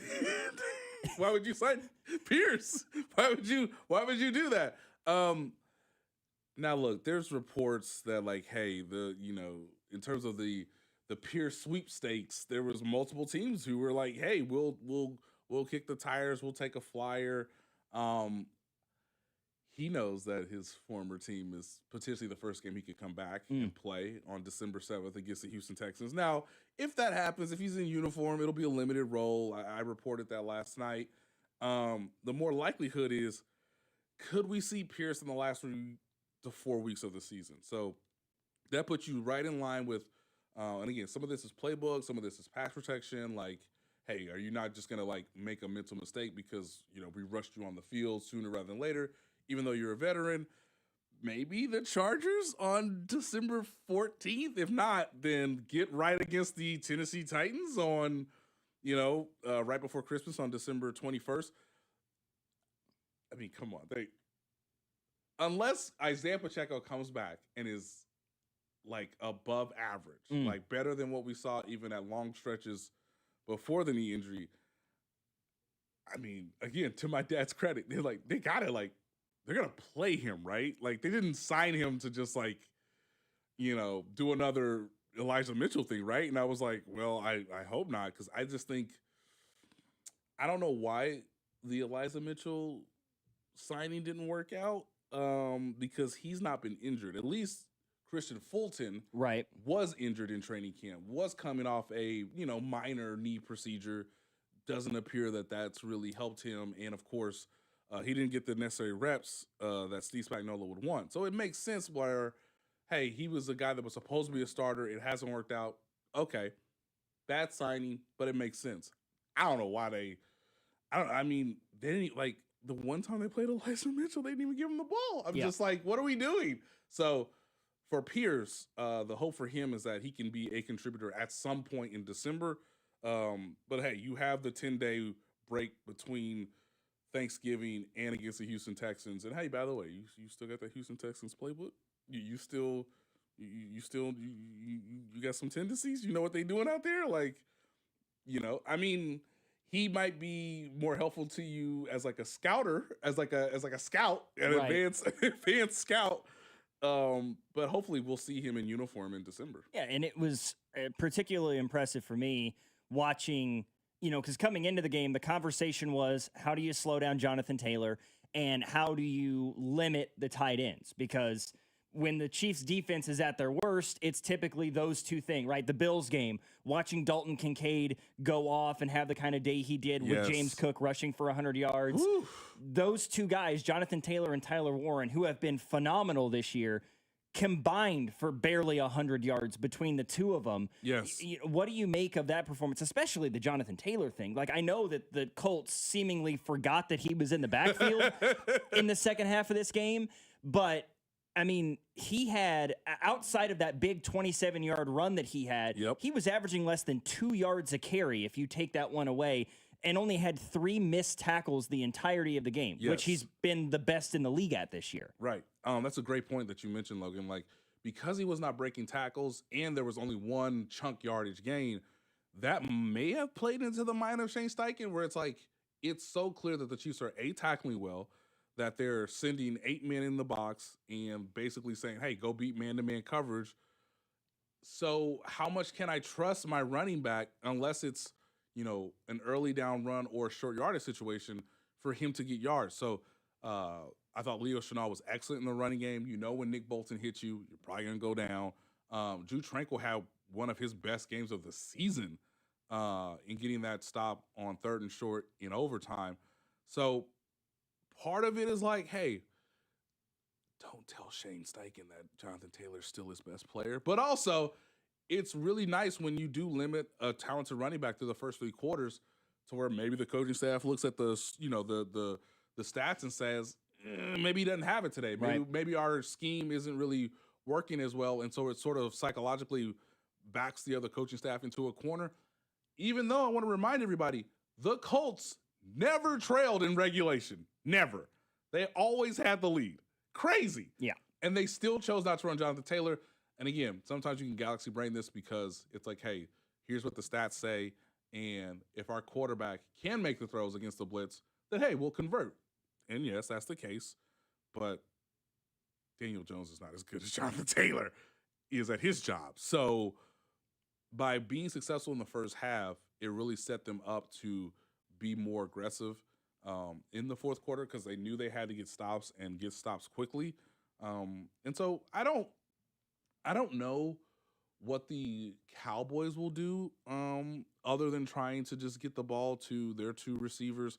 Maybe they could use Ferguson a little bit more. To your point, Logan, about, hey, the Chiefs have struggled, especially in play action with tight ends involved. We saw that a ton against the Buffalo Bills. So maybe the Cowboys, maybe that's their best sort of wrinkle, curveball that they could throw the Chiefs. The Cowboys don't have as strong of a running game as the Colts, but if the Chiefs do as good of a job against the run, then it will put all the pressure back on Dak Prescott, and we'll see if he can find the answers or just be more productive than Daniel Jones. That is ultimately where this team has to thrive, is getting to third down. And if you're not going to show blitz in the first half, okay, here's our best blitzes in the second half based on everything you've shown us throughout the course of the game. And that's exactly where I want to go next. Go ahead, Drew. Nate, so I have a question just about like this. We talked about yesterday the importance of it feeling like the Chiefs needed a win this way, like the way that they won on Sunday. Mm-hmm. Is this something that you like maybe at the end of the year in January when we get to the final week or 2 of the season, if they make the postseason, we look at this game and this little stretch here where they lose to Denver in the way that they do, and then they find a way to win a close game as the turning point in, hey, they figured it out and they turned it around at this moment and late in that second half where the offense clicked and all of a sudden it just took off. That's the hope. And again, I never love a team that has to feel like they can just turn the switch on, especially when the team is as veteran-laden as this team, right? Nobody is really in their prime out of the core group, except for Patrick Mahomes. So, yes, I think to your point, Drew, like if they can win on Thursday, then they get that 10-day break, and you are at home the next 2 games, and you start going on a winning streak, then, yeah, that could be the turning point. I know we're all good friends of Nick Wright, and I know he has this whole thing about the tackle that turned the tide, which is hilarious because things were a little dicey there in the Meadowlands, but that's week 3. Like, you still don't really know who your team is or exactly how the season's going to go. But now we are getting into nitty-gritty time, and they did need a win that proved to them that when the game's on the line, they can make the winning plays, because every time before Sunday, they did not make the winning plays. I think it's really instructional for the coaching staff too, that they have to do whatever is necessary to win on that day. That's how they have to coach now for the rest of the season. Like, you can't really start, well, we'll do this to set this up, and we just maybe want to tinker with that, and maybe we experiment with this, and what about this personnel group or this lineup? No. What can win today? With the players you have, against the opposition you're going against, where can we find the answers, and how quickly can we get to them, and can our players execute in high leverage moments? That win needs to be the thing that gets the Chiefs into the postseason, because once the Kareem Hunt fumble happened, I think it's understandable for everybody to be like, is this just the season where everything goes bad?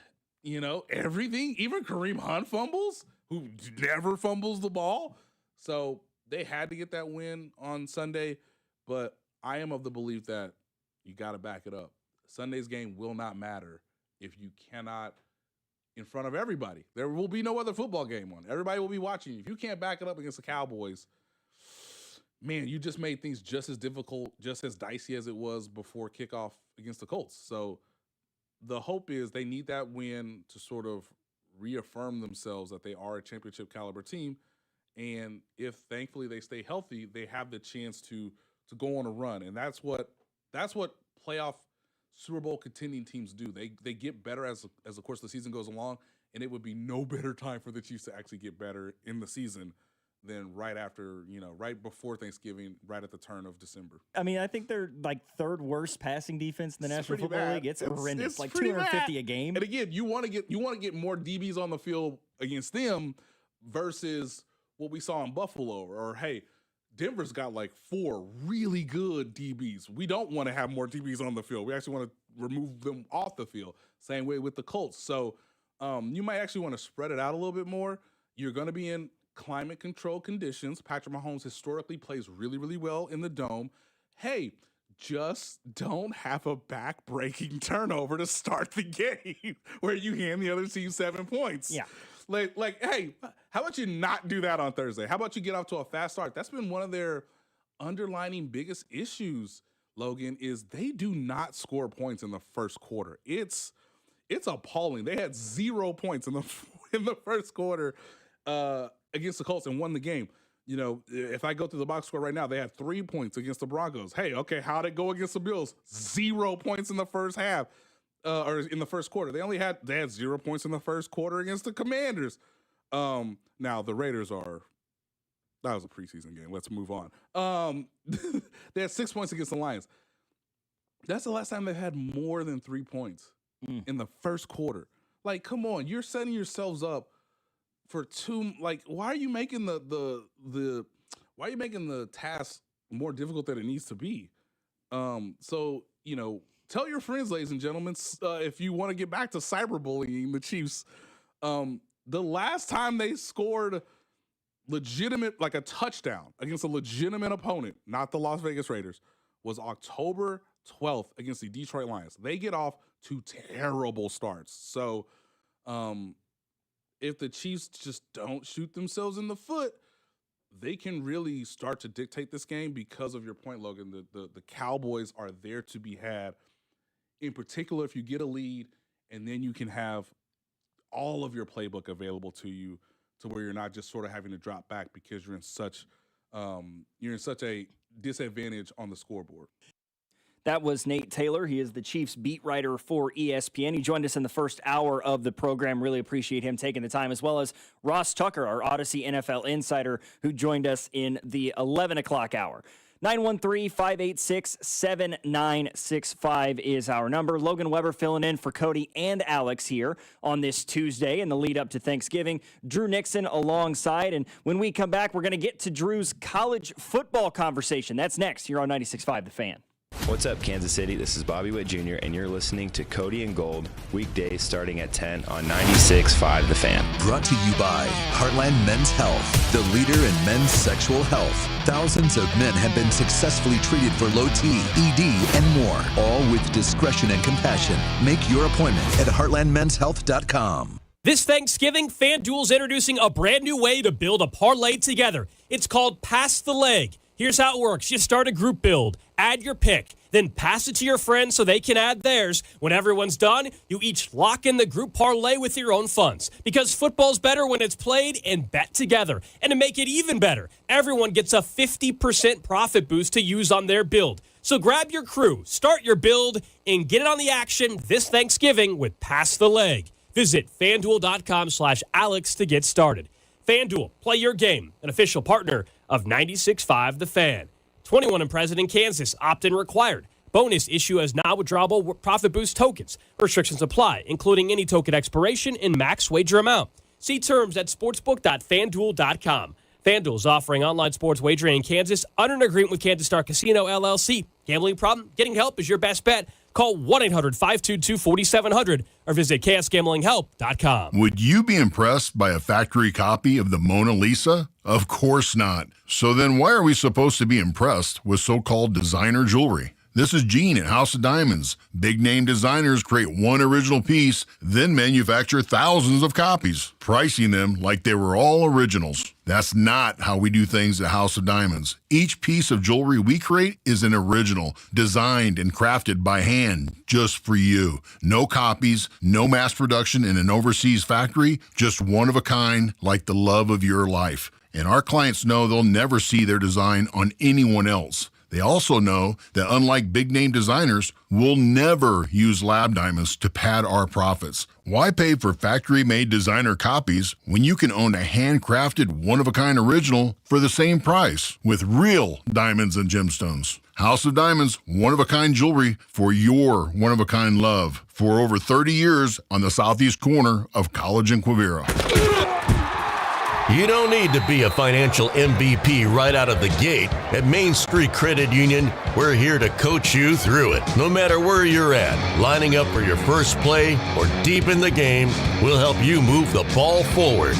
From building credit to launching a business. Because here, it's not just about money, it's about progress and having a team that's got your back. Learn more at mainstreetcu.org.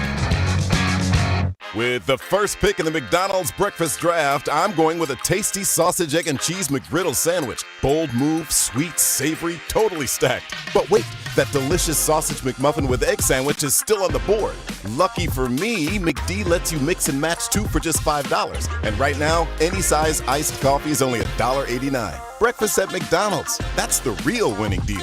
Ba-da-ba-ba-ba. Prices and participation may vary. Cannot be combined with any other offer or combo meal. Single item at regular price. I'm Mitch Holtis, voice of the Chiefs. Everyone develops cataracts naturally as they get older. When your vision is affected by cataracts, you should see my doctor, Dr. Steven Silverstein at Silverstein Eye Centers. Dr. Silverstein is a world-renowned cataract surgeon who performs life-changing laser-assisted cataract surgery with premium lens implants to correct your vision up close and far away. Trust my eye doctor, Dr. Steven Silverstein, Silverstein Eye Centers, 816-358-3600 to schedule an appointment. The end of the year is rapidly approaching. We want to say thank you for another successful year as your neighborhood plumber.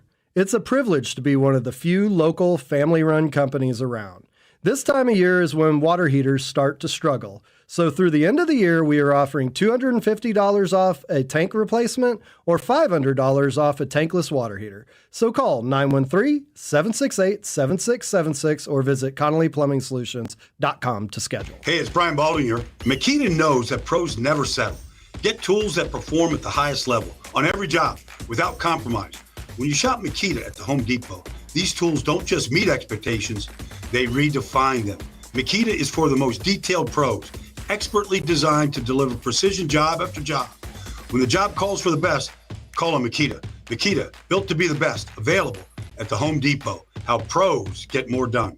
It's a classic odor tale. You fried fish for dinner, cleaned up, but the smell is still in the house. And the neighbors are coming over for game night. They're on their way. And then you spray Febreze Air Mist. Febreze Air starts working instantly to fight even your toughest odors, so you go from fish to fresh like that. Now, all you have to worry about is Pam cheating at charades. Breathe happy, Febreze, la la la la la. Well, good morning, kiddo. I love that you're home from college. I've missed you. Still taking your nature-made vitamins? Every day. A multivitamin and a probiotic. You better be taking yours. Still looking out for me, Mom. I'll never stop. Made to care for you every day. Nature Made, the #1 pharmacist-recommended vitamin and supplement brand. Find us in the vitamin aisle, based on a survey of pharmacists who recommend branded vitamins and supplements. Paid for by term provider. Premiums will vary. Plans depend on age, location, and other factors. Visit BigBlue.com. Do you have 3 ex-wives and your current trophy wife wants a life insurance policy 3 times the size of the policies you had to purchase for your previous mistakes? If so, you need to call Big Lou at Term Provider, 800-777-1225. Big Lou is intimately familiar with your problems, and if you're 50 or 60 years old and in reasonably good health, a $1 million policy policy should only cost about $100 to $200 per month. Big Lou may have a solution for your previous policies as well. You may even save enough money to lighten the load on your new $1 million policy. Remember, call Big Lou. He's like you, except he's only on number 2. Call Term Provider at 800-777-1225. That's 800-777-1225 for $1 million in term life insurance that you can live with. Call Big Lou at 800-777-1225. 800-777-1225. The technicians you can trust with your house keys. Anthony Plumbing, Heating, Cooling, and Electric. When comfort's on the line, Anthony shows up. Same day, 24/7, even weekends and holidays. For a limited time, tankless water heaters starting at $88 per month. Schedule your complimentary proposal today at anthonyphce.com. You're listening to 96.5 The Fan from the DM Injury Law Studios. Mike's got this. What's trending? God dang! Brought to you by Telly Tire and Auto Centers. Winning starts with a great drive. Since 1942, Telly's certified techs have delivered complete car care with top brand tires and expert auto service. Keep your drive going. Take it to Telly. Visit tellytire.com today. Number 1 on what's trending. How about Paul Skeens? The Pittsburgh Pirates giving the 23-year-old right-hander a record $3.436 million from the team's pre-arbitration bonus pool, raising his 2-year total to $5.588 million. Mind you, that's $3 million for a guy who is still not in arbitration yet. That's how desperate they are to try to keep Paul Skeens in Pittsburgh. He won't be eligible for arbitration until after next year. He broke a record that was around for a season. The guy whose record he broke, Bobby Witt Jr., who last year got paid $3.07 million by the Kansas City Royals. Man, baseball's so weird. I was talking to you about it during the break, Logan. If Paul Skeens were in the NBA, he'd already have signed a $300 million contract. Oh, yeah. The max deal would be ridiculous for that guy. Yeah. I'm pulling up what's trending now. I'm sorry. I'm a little bit behind the 8 ball here. If you want to do number 2, go for it. I can. Number 2, the 49ers beating up on the Carolina Panthers. Beating up on each other, more like. What might be the ugliest Monday Night Football game of the year, maybe of the decade. Purdy threw 3 picks. Bryce Young threw 2. Chuba Hubbard and Rico Dowdle ran for 6 yards per carry last night and got 9 combined carries between the two of them. I have no idea what Dave Canellis was thinking, but the Niners get the win. They're 8-4. Panthers fall to 6-6 as their already slim playoff chances get even slimmer. Thursday night games, they just tend to bring out the worst in the NFL at times, Yeah, but this was a Monday night game. I expected something a little nicer. Yeah, you would think so. But Thursday night games, I'm with you. Thursday night games and international games, you should go into it thinking that they're ugly. I don't know if it's still recovery from this accident. I'm all over the place. Anyways, number 3 on what's trending. KU plays in an hour against Syracuse. Yesterday they got a win, 71-61 over Notre Dame. Darren Peterson did not play, which I think is encouraging. The fact that you were able to win double digits. Syracuse looked like a salty team. You're able to get a good win without your star player.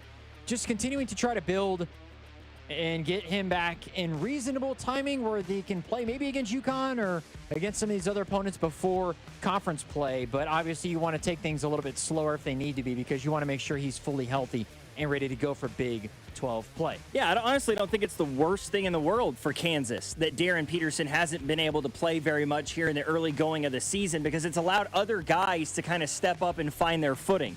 It's allowed for Flory Badunga to really show people that he is a legitimate all Big 12 guy. Like he is a possible mid-first round pick coming up in this year's NBA draft if he continues to play at the level he's at, if he can stay out of foul trouble.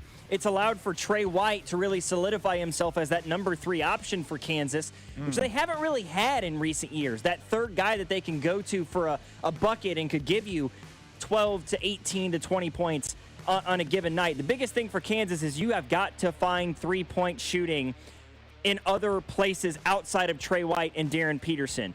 Bryson Tiller was 0 for 5 from the three-point line last night. He has to be better. Cole Rosario is shooting at a 28% clip from three. Get your shooters involved. When Darren Peterson comes back, Jayhawks can hit the ground running. Yeah, I think that, getting the chemistry thing is interesting because if he doesn't play for a conference play, blending him back in will be. Yeah, I think that dynamic could also be a little bit interesting. That's a fair point. And then finally, on what's trending, the Pro Football Hall of Fame has announced the semifinalists for their 2026 class. It includes notable names like Drew Brees, Phillip Rivers, Eli Manning at the quarterback Your position. Eli Manning, your my favorite quarterback absolute in the favorite. NFL, I dude. think that guy should never, ever belong in the Hall of Fame. Somebody in the text line was arguing with me earlier. Oh, he had won 2 Super Bowls. He threw for 551 yards in those 2 Super Bowls. I know.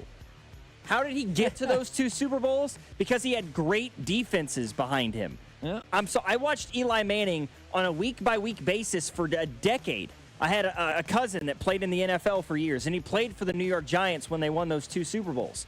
Eli Manning is not a Hall of Famer. And if you watch that man every Sunday for a decade like I did and you thought he was, I think you're completely and utterly out of your mind. Well, I think we do know that if Eli Manning is a Hall of Famer, then Phillip Rivers is absolutely a Hall of Famer. And he shouldn't be. Versa. Yeah, and he absolutely shouldn't be. You're saying they're giving it away too much like they gave Josh Allen that MVP last year. A little bit. Mm-hmm.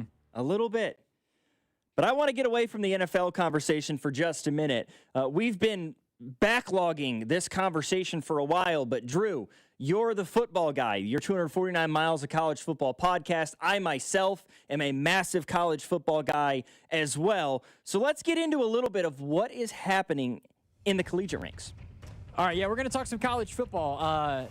A blessed time of our day to talk about some college football. Y'all are getting blessed with some college football talk today, whether you like it or not. And we're going to talk about the 3 locals who maybe we shouldn't be talking about them, but they all lost the past weekend. I feel like it's worthy conversation, though, because of, we'll get to Missouri last, because Lane Kiffin will also get to him in a second. And Missouri and Lane Kiffin also connect in some way, shape, or form. We'll get to that in just a second. But KU, embarrassing loss, Logan. I don't know if you watched any of it. It wasn't even a good game between them and Iowa State. This was the best chance that KU had at making it to a bowl game because just a couple weeks ago, Iowa State lost to a Colorado team that has just flat out not been good this year at all. Now they face Utah. It's looking ugly for KU and their bowl chances if they miss out again at 5-7 with all the investment in the program. It feels like Lance Leipold, he's not getting fired this year, but starting next season, beginning in April actually, with all of the recruiting stuff and with spring ball, he will be on the hot seat. His seat will be very warm for spring ball as we get all the way through the summertime leading up until week 1 of next season. I'm with you. I'm in the same boat. I believe that he's not in a risk of getting fired when this season ends. Even if they lose to Utah and they finish 5-7 again, I don't think he's at risk of getting fired. Next year, things are going to become much more in focus, right? He is going to be under the microscope. Yeah. Do I agree with it? To be honest with you, no, I don't. Because he's taken them to 2 bowl games in the last 4 years, which is more than any other Kansas coach has in, the last 15 years plus since the day they fired Mangino. I think that there is something to be said for, hey, let's refocus our expectations if we're a Kansas fan. But I can't say I blame them if they're upset at another season. If next year goes poorly again, they have another 5-7 year, 4-8. You've missed a bowl game in 3 straight years. Yep. There's a justification for it. All I'm saying is that Kansas, as a football program, that feels like a strange thing to do, to fire a head coach who's taken you to your only 2 bowl games in the last 2 decades. I do agree that I think he deserves more credit than people give them, and a lot of what's kind of happened this season hasn't necessarily been his fault. It's that DK McDonald-led defense. They stink. They can't buy a stop. They can't buy one. They can't make a play when it matters most, and that's kind of what's costed them a couple of the games that they've lost. As we know, the offense has kind of tailed off a little bit the last few weeks, but had looked really good to start the season. K-State, on the other hand, as well. Man, that was a brutal loss. I feel bad. I did the Instagram Live right after, Logan, and I was like, I feel bad for K-State fans. I feel bad because, and Chris Kleiman, to have the emotional press conference he did after the game. He's not going anywhere, I don't think, but I do think if they were to miss a bowl game next year, then there's potential that they might decide to move on. But I think he's there for the long run, regardless of what happens next season. But Avery Johnson, though, they're gonna have a decision to figure out with Avery Johnson, because if they lose to Colorado, they're 5-7. They miss out on the bowl game. Avery Johnson's going to get offers to leave. If Avery Johnson bounces, what do you do at quarterback? You already lost Dylan Edwards. It doesn't look that great for that situation to end the way it would even if they make a bowl game, which I think going 6-6 and winning and going 7-6 is so much more than just going 6-6 and then losing a bowl game or going, dare I say, 5-7. But they have to win against Colorado, and that was a brutal, brutal loss where you can get a stamp, a signature win. It doesn't do anything for you other than lock in bowl eligibility, but that would have been a massive win for the season that K-State has had, where it's just been disappointment all over the place. It's kind of crazy. Missouri have been the best local team. You can make an argument Missouri State actually has also had as good of a season, given the circumstances, as these other local teams, are better than that, rather, just given the expectations of K-State and Missouri in particular. Yeah, with Mizzou, you're playing in a gauntlet of an SEC schedule, and then you lose Bo Prabula, and I will make the argument that there have been some questionable offensive decisions made about the lack of touches in big-time situations for Ahmad Hardy this year. He barely got to double-digit carries against Alabama. He sort of went completely away from their game plan on Saturday as well. It just hasn't made sense a lot of the time. And when it comes to Chris Kleiman, I don't think he's in any jeopardy of losing his job. So he's taken you to 4 straight bowl games. You've won 3 of those 4 bowl games. You won a conference title a few years ago. Exactly. Yeah, the only bowl game you've lost in the last 4 years was a Sugar Bowl loss to Alabama. Yeah, when Nick Saban was still coaching. And so you just kind of have to take it for what it is. K-State is not a program that I think should be waltzing around with, hey, we should win 8 to 10 games every year consistently. Unfortunately, and I hearken back again to my own fandom, K-State is a lot like Iowa in that respect, where they will have good years. They'll have a year where they go 10-2 or 11-1 and they get to a conference title game. And then, they'll have a year where they go 5-7 or 4-8. And you're like, what in the world's happening here? Somehow those two things always kind of correlate with one another.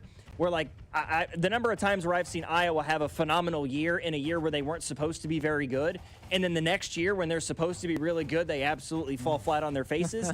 That's kind of where K-State is at, where you'll have these really high highs and you'll have some low lows. But you're a football program that is a consistent, over the course of a decade, 7, 8, 9 wins a year on average.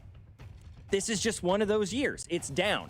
Injuries have plagued you. Avery Johnson's play's been kind of up and down with all the, hey, we want to keep him in the pocket a little bit more, or he wants to keep himself in the pocket a little bit more. Dylan Edwards is out. It's just sort of the way this year has gone for K-State, unfortunately. The ball hasn't bounced their way in the biggest moments. You just chalk this one up as bad luck and you move on, because I think you have the right guy in Chris Kleiman. Yeah, and there's so many close games where, like you said, the one thing hasn't quite gone the way they thought, and then it's been one of those years where they haven't had an identity as much. But the connection that I mentioned, Lane Kiffin in Missouri, what the heck does he have? Lane Kiffin's not coaching Missouri. Well, I don't know if you've seen the LSU. Forums are hot right now, saying that Lane Kiffin has bought a house in Baton Rouge. Whether that's true or not, who knows? Because we've seen rumors get thrown out there that have been absolutely false. We'll have to see. Lane Kiffin said he's focused on the Egg Bowl on Friday. On Saturday, we'll get an answer. And I really want Lane Kiffin to just put 3 hats out. I want him to go on game day. I want him to put an LSU hat on the table, an Ole Miss hat on the table, and a Florida hat on the table. And I want him to pick and choose in front of all of us where he's going to be coaching at for the future. I think that would be great. It'd be epic television. It represents college football. And I don't think people would be that mad, quite frankly, at LSU or Florida if he decided to go to Ole Miss, stay at Ole Miss, because he's been there and he's had a lot of success there. I do think Joel Klatt, and he made a comment on this, was correct is that if Lane Kiffin leaves, I think he loses credibility. I agree because that's kind of what he's done. That's his MO. I'm going to go coach for a little bit, then I'm going to bounce. I'm going to go here, then I'm going to bounce. And then I'm going to go here, and then maybe I can bounce again and get to another job that's good. It feels like he's made Ole Miss a contender. And in today, like if this was 10 years ago, by all means, take the Florida and LSU job. Nobody is criticizing you. This is a different age in college football where you can win anywhere, and he's got his team in the top 5 basically all season.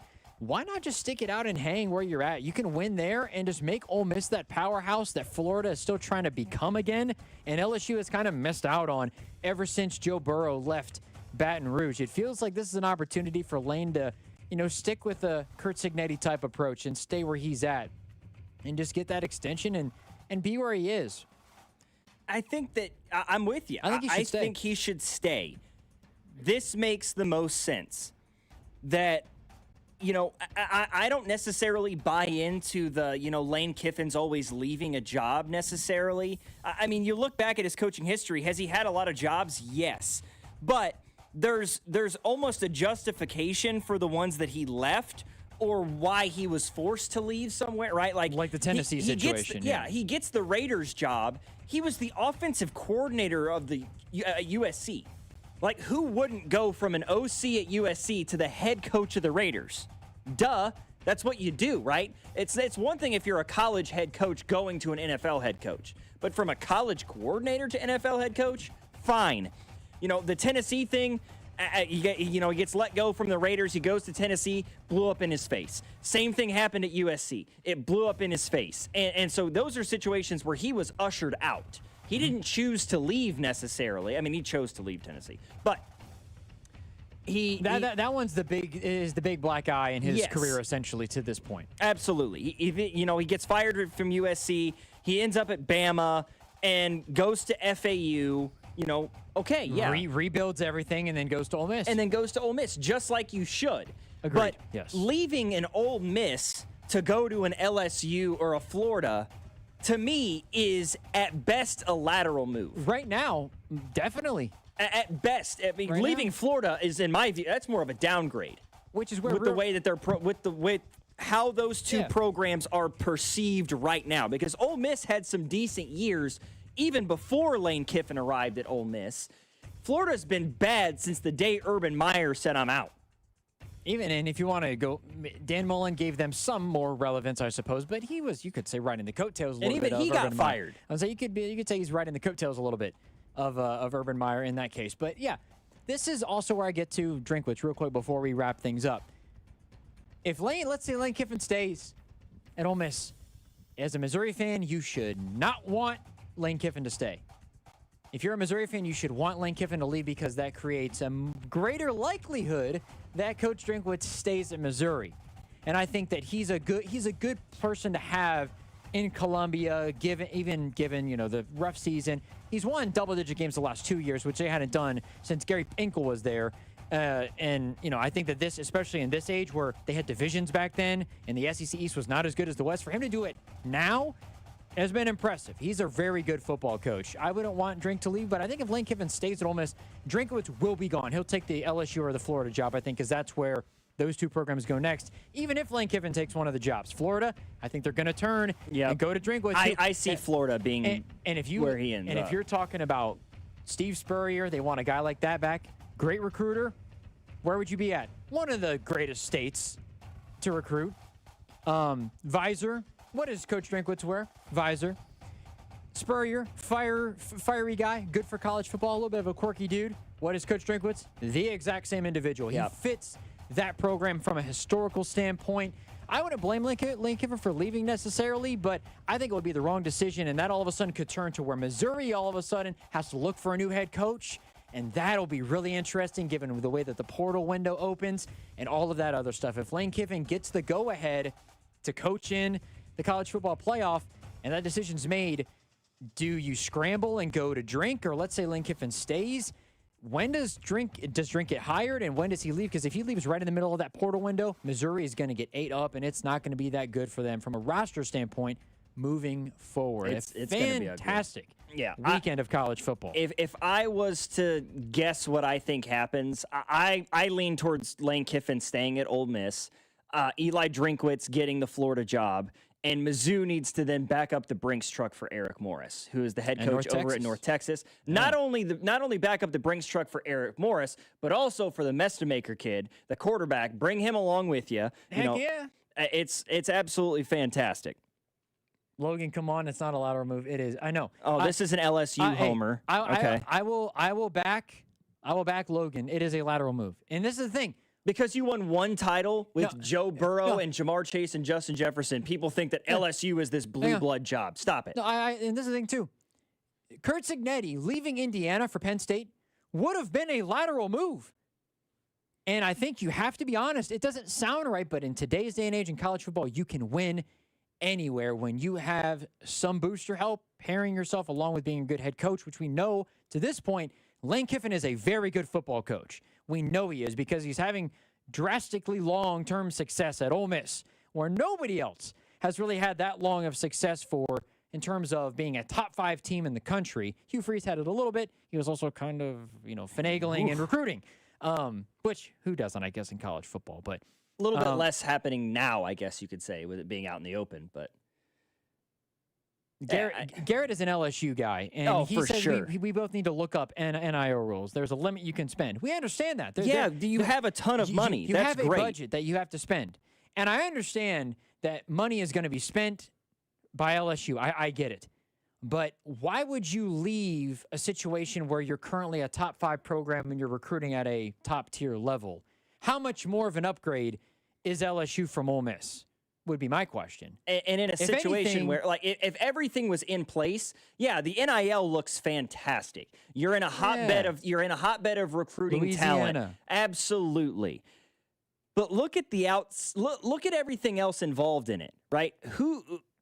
Who's the head coach answering to, right? If Lane Kiffin shows up at LSU, he's going to LSU where not the athletic director is hiring because they don't have an athletic director. It's not the president that's hiring him because they don't have a president. It's the governor of Louisiana who is hiring you, which means they hire you, then an AD, then a president who was in no way, shape, or form associated with your hiring process whatsoever. Those are the guys you have to answer to. There's just so much more outside of the game of football that I think is going to cause this job to be way too much of a headache. I think that was what Brian Kelly said, something similar to that when he got to LSU. I think he was told, he was like, "Where's my office?" He goes, "That's not your office. That's like your space. Like it's not yours. Yeah, it's LSU's. You're just using it right now. It's not your office, Brian Kelly. It's LSU's office. You just happen to be the person who's having that space currently." Like LSU as a football program, do they have pedigree? Yeah, absolutely they do. But they have pedigree because they caught lightning in a bottle in 2019 or 2018, whatever year that was, with Joe Burrow and Jamar Chase and Justin Jefferson and